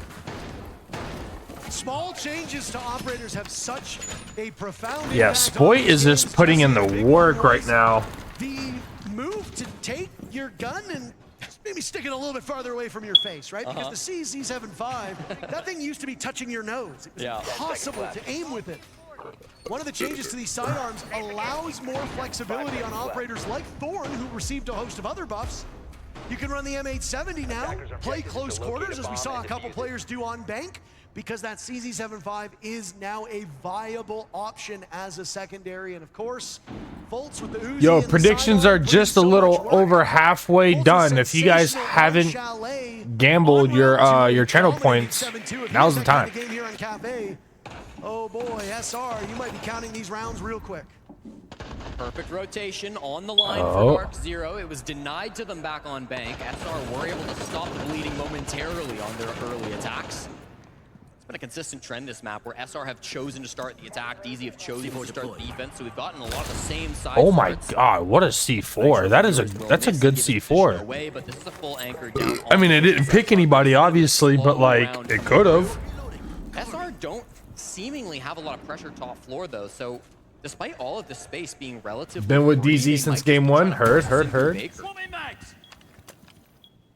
Kino was hoping that mute jammer would keep him safe for a little bit of time. Oh my goodness! Yo, Lil Kaffel. Just throwing this out there. Gulag just gifted you a sub, man. So now you're ad free right now. Now what do? Shopify Rebellion down by 2. It's a huge Nitro to come out. DarkZero, they just have to bide their time, but Ambi has something to say about it. Finds the head of Fault over towards Restaurant. We're back within 1. They have killed the raid boss. There's another one though, Parker. He's lurking inside a VIP. J90 yet to die in It this looked match. like he just tried to wallbang him. Might have an idea of his position. Takes some damage from the He like shot right above his head. It looked like he had just tried to wallbang him. Just wander right into the trap. DarkZero playing with their food at this point in time. Rexon now in a 1v4. I think we know where he's going. This will be a timeout. So Rexon will go upstairs, sit and wait. DarkZero will win the round, and there is still a minute to go. What is he doing? Rebellion not keen to burn their only timeout. They will talk through this issue. I don't even know what you discuss at this point in time. What has Super not said? On Chalet, on Bank, now on Cafe. What more can he say to this team? What is he doing? Not saying anything now as we go into the cam. I'm glad we've highlighted Canadian. He's dead right now, but his lips are a-flapping. This is the captain's role. This is where you need your leaders to step up. They were able to do it on Bank. Maybe not to the full extent. They're using the rest of the round to talk. Comeback when all hope looked lost. We are not at that point yet. It's 2-0, it's about to be 3-0 on Cafe. It is not a game over situation, but with how good DZ have been playing. With Fultz racking kill after kill, finding unique and creative ways to get those kills. With J90 still having a flawless game so far, and with everyone on DZ working together, you have to be perfect to break this DZ squad, and that's what SR have to try to figure out now. Next step are the operator bans, and I mean, you can tell from the emotions on your screen, it is night and day for these teams. Lots of smiles, tons of relief from the DarkZero bench.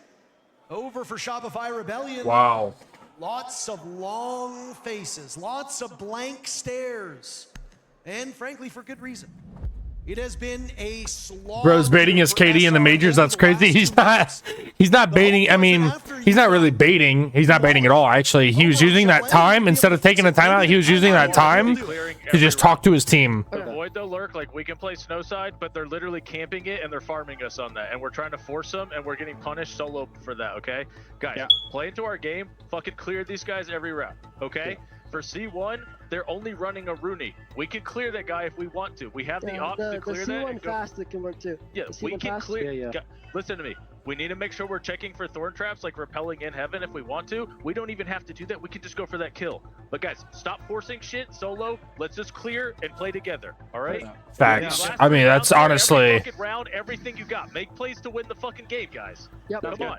We have the BB, we have the glass. I think all that really nade spam, bro. Like Hunger, who the fuck used to do to us? We just nade spam the corners. Like, that is the most firm I have heard from a super attack timeout in Yeah. a very long time. Some frustration starting to build on the side of the Yeah, Rebellion. I mean, but honestly. the message is clear. They have to be playing together. They have to be clearing these angles. They can't keep trying to force individual plays because DarkZero, they're winning those over and over again.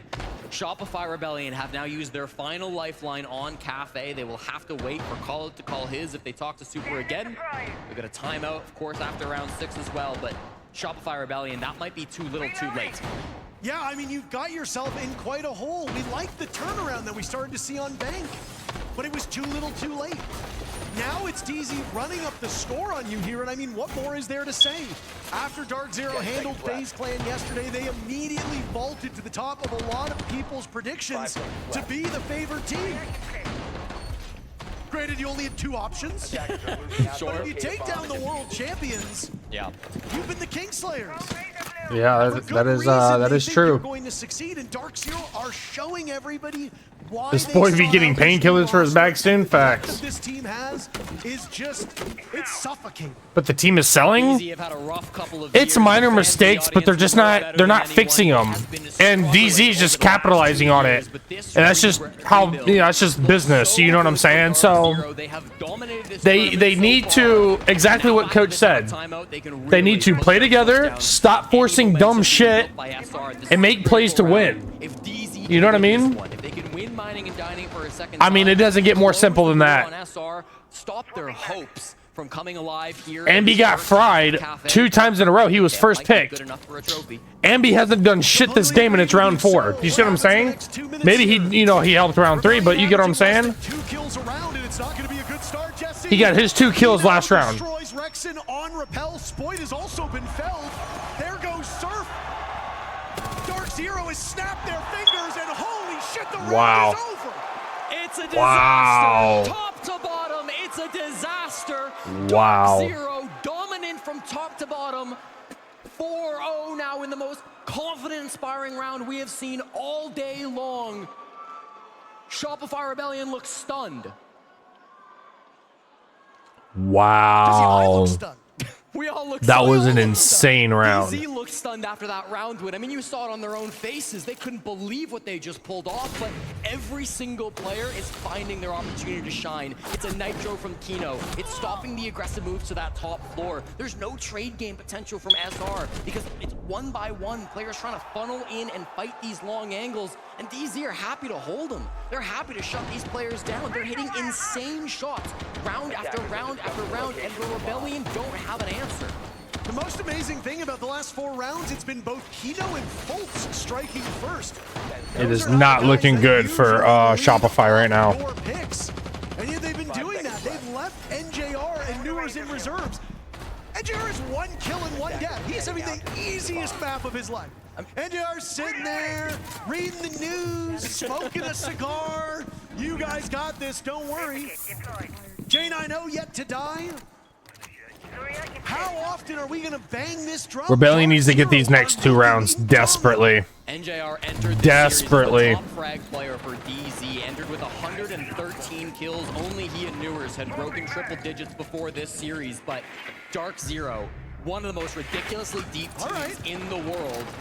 An answer will finally be found. Fault 7-2 now after his early death in this round, but they need more than that. It's a hell of an angle from Ambi to get the kill over towards Fireplace. Ambi reunited with an R4C. Dare I say it, the stereotypical fragging gun. Yeah. Canadian now reunited with the shield. As he will march his way over towards Piano. Jack having to survey all of the windows. J90 sees Canadian, the call will be made. Down below, Kino hoping to buy as much time as possible. Canadian in the bathroom already, and there goes the shield break. J90 struggling, Spoik goes down to the hands of Newers, and now Canadian will try again. J90 worried about the skylight, Rexon falls. Canadian having to unsheath his shield. His hands full right now. J90 baited into the waiting arms of Surf. We've got ourselves a fight on this top floor. Surf will find another on the Kino. DarkZero reduced to 2. They have been in the driver's seat. Do they bring this? Do they get this? Is this round 1? They can win, but they have to deal with the shield of Canadian. On half HP as he's chased off by NJR. This duel still over on white stairs. Here comes Surf for the assist. He's a bit solo for a long time. Finally, Surf comes to help out his captain through the feet. Canadian gets down to just 1 HP on a sliver of health. Surf has to hit this shot, and he will do so. Wow. And now it's Newers in a 1v3. Come on.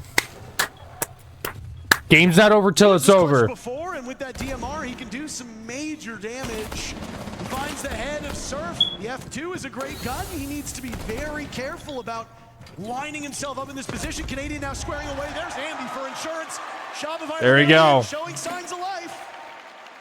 SR can pull this back if they get this next round. This next round is crucial. I'm saying this, but absolutely crucial. It's only the second time Canadian has picked Monty in this best of 5 series, and it's not like we've been seeing it banned every single map. Round 1 of map 2 was the only other time that we saw Troy stick the mountain, stick the shield. He's played a little bit of blitz, but otherwise it's not been a very shield-focused strategy from SR. They've played a lot of attacking rounds, starting on attack so often in this best of 5, but ultimately, Surf is just frying motherfuckers. Holy. The shield, they start setting up these picks. Surf, the best round of the tournament he's well had so done. far, the best round of these finals, if nothing else. They need a little bit more of that. Remember who you are. Remember the team that you are. It has not been an easy road to the finals for the Rebellion. All of their victories hard-earned. Their defeats often heartbreaking. 10 seconds to go. But they are the second best team at worst at this event. 5 seconds left before insertion. Wow.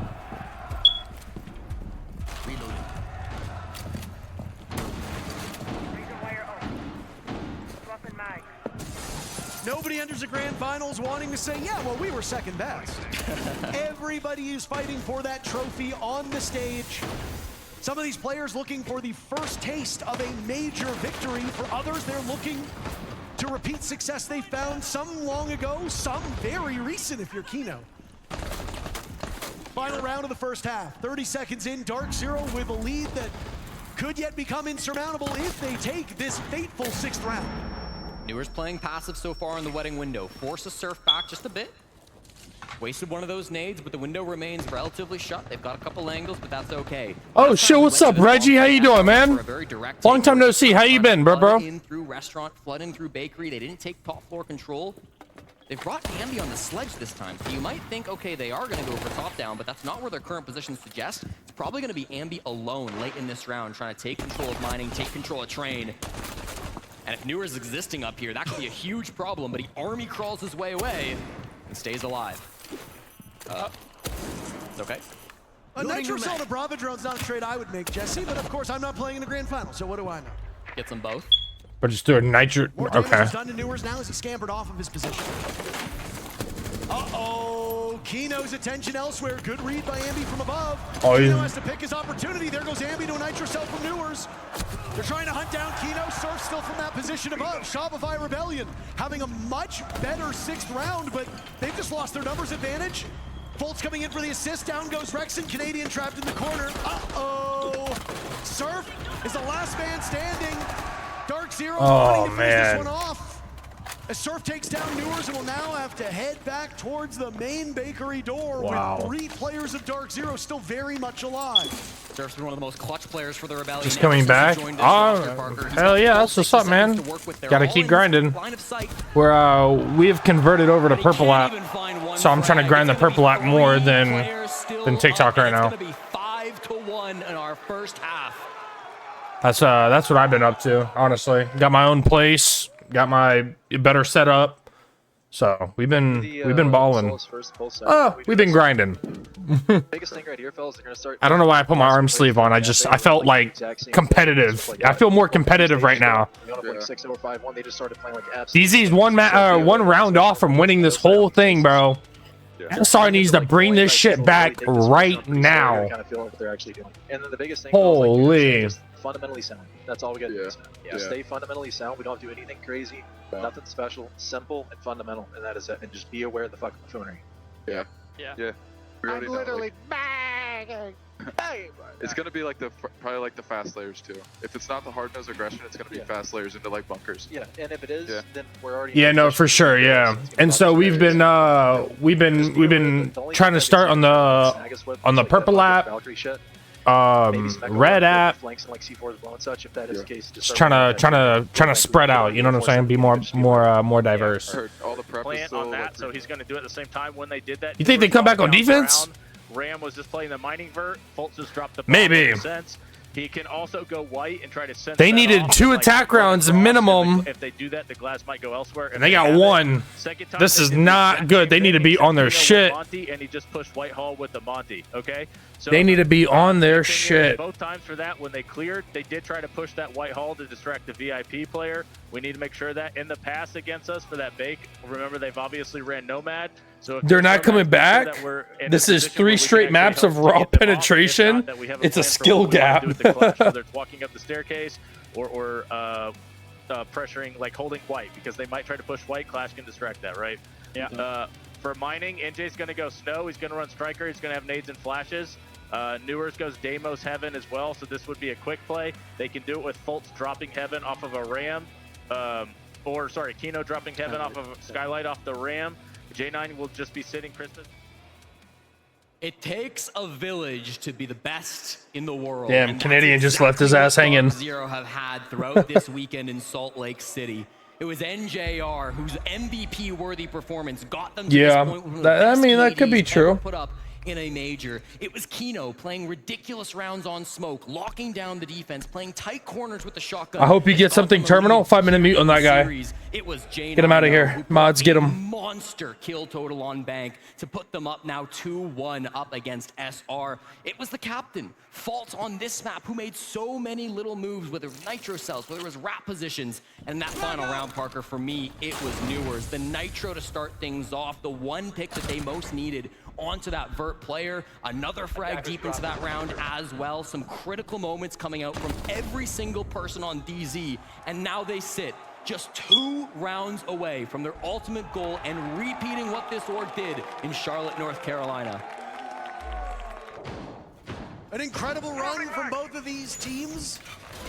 I don't have any mods. Really ran the gauntlet. If this is close to the end, my friends, yikes. I think SR can hopefully, in the wake of this event, be happy with their performance. Yeah, it was phase 1 that they managed to claw their way through. They've played far and away the most siege here, which does overexpose their map pool a little bit. For sure. But I don't think there's anybody who will say this isn't an earned position. It's feeling like DZ's got everybody's number here in Salt Lake. Yeah, no doubt about that. I mean, after Munich, people were calling for heads to roll on the side of SR. They went to Paris, not making a single roster move. And again, disappointing result for this team, but they still believed in themselves. They still kept this 5-man core alive, and it got them to this point. It brought them to be one of the 2 best teams in the entire world here in Salt Lake City. But it's gonna need to be just a little bit more if they want to. Viv is like a shark, just ready to bite at anybody. I swear. So much still to pull back. If anyone can do it, Canadian and Spoit, maybe. Activating drone. Bad day for Rexon has continued to go bad here. They managed to catch that yokai drone. The Canadian popped through the hatch, but there's still information as to how many people are up there.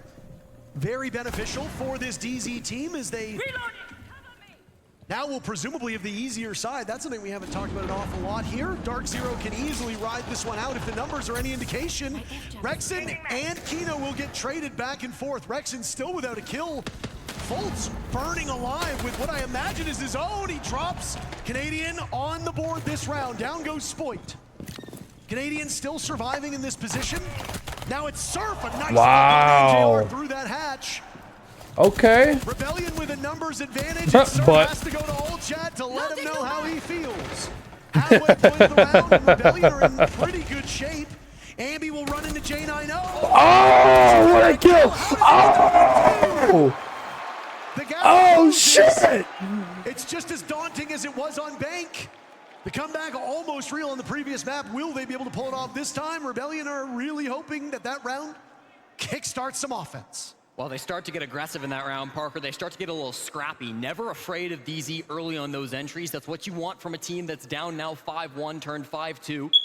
Here in the grand finals of a major, they make some really aggro moves. They never sit still. Despite some good early pressure from guys like J90, it's really these window positions that are punishing them when the players are inside the How he got that kill, I have no idea.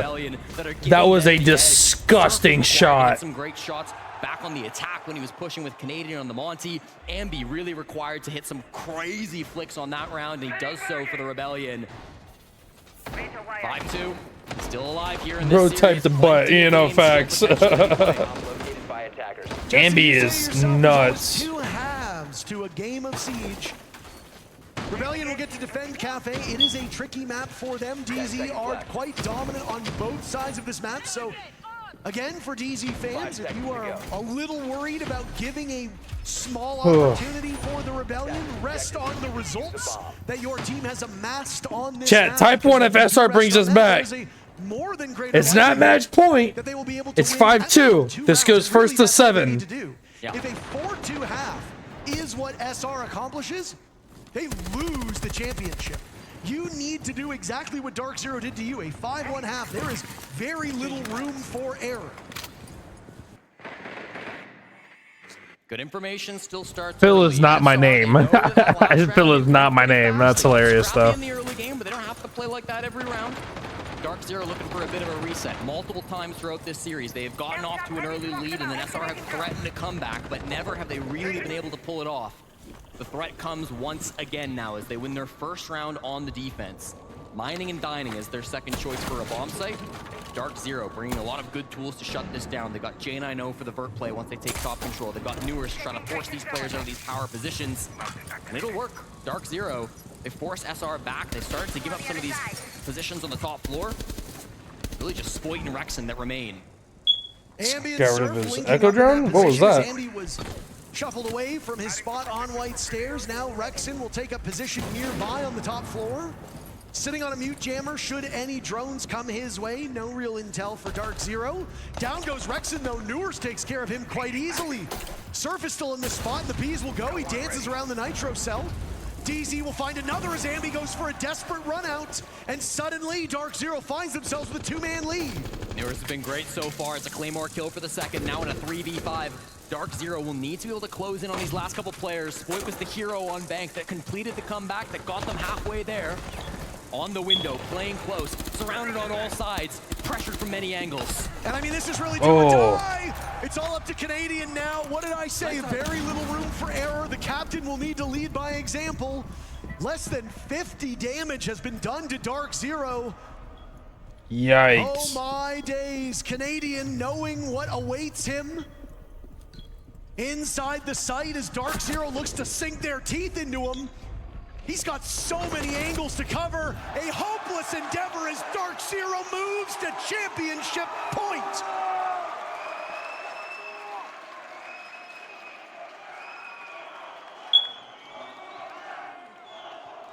I guess you're right, Viv. I guess I could just waste one, but I mean... In Montreal, all right. The very first year, we got the first ever All-American final, and it was Canadian who came out on top, playing with Continuum to win the very first hammer in CG Sports history. A few years later in Charlotte, we got another All-North American final, and once again, it was Canadian on top that led DarkZero to a championship, winning the first ever major for North America. But now in Salt Lake City, Parker, that goal is so far away. They must be perfect through 4 straight defending on Cafe. Then they've got to win overtime. Then they've got to win map 5. The objective list is so long for Canadian, but he's done it before. 6-2 now to DZ. This team looks unbeatable at the moment. Yeah, I mean, there's no Wow. weaknesses here. Again, history is repeating itself for a third time. DarkZero is holding down this Rebellion, picking them apart round by round, player by player. DZ is not letting off the gas at all. They have this Rebellion team on the ropes, and they are hoping to deliver the knockout blow here on Cafe. If not this round, maybe the next. But there are He didn't even prep it. opportunities for DZ to cement themselves and win yet another trophy in America. One round at a time. That's got to be the motto for both these teams. Sometimes the pressure is greatest when you're in the lead in a 6-2 advantage. It doesn't get easier. Here comes the utility. There you go. DarkZero. This is once more going to be a bit of a two-sided attack. They've got players up above with J90 on the ram, but they've also got horizontal pressure.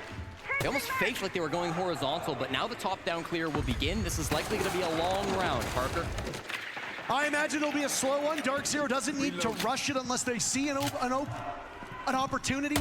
And if that opening does present itself, DZ is a team that so far has been very good at calling on the fly. They are obviously well-rehearsed and well-practiced. They have a great mind backing them up and a world champion leading them in Fultz, who is quite literally leading by example. Top frag on the team, you'd never believe it. And boy, oh boy, what a renaissance it's been for him and so many players here on DarkZero. Yeah, it feels like everybody's been given a new life here on this DZ team. Since the start of the season, they cemented themselves as the best team in North America. They'll have another opportunity to prove it today.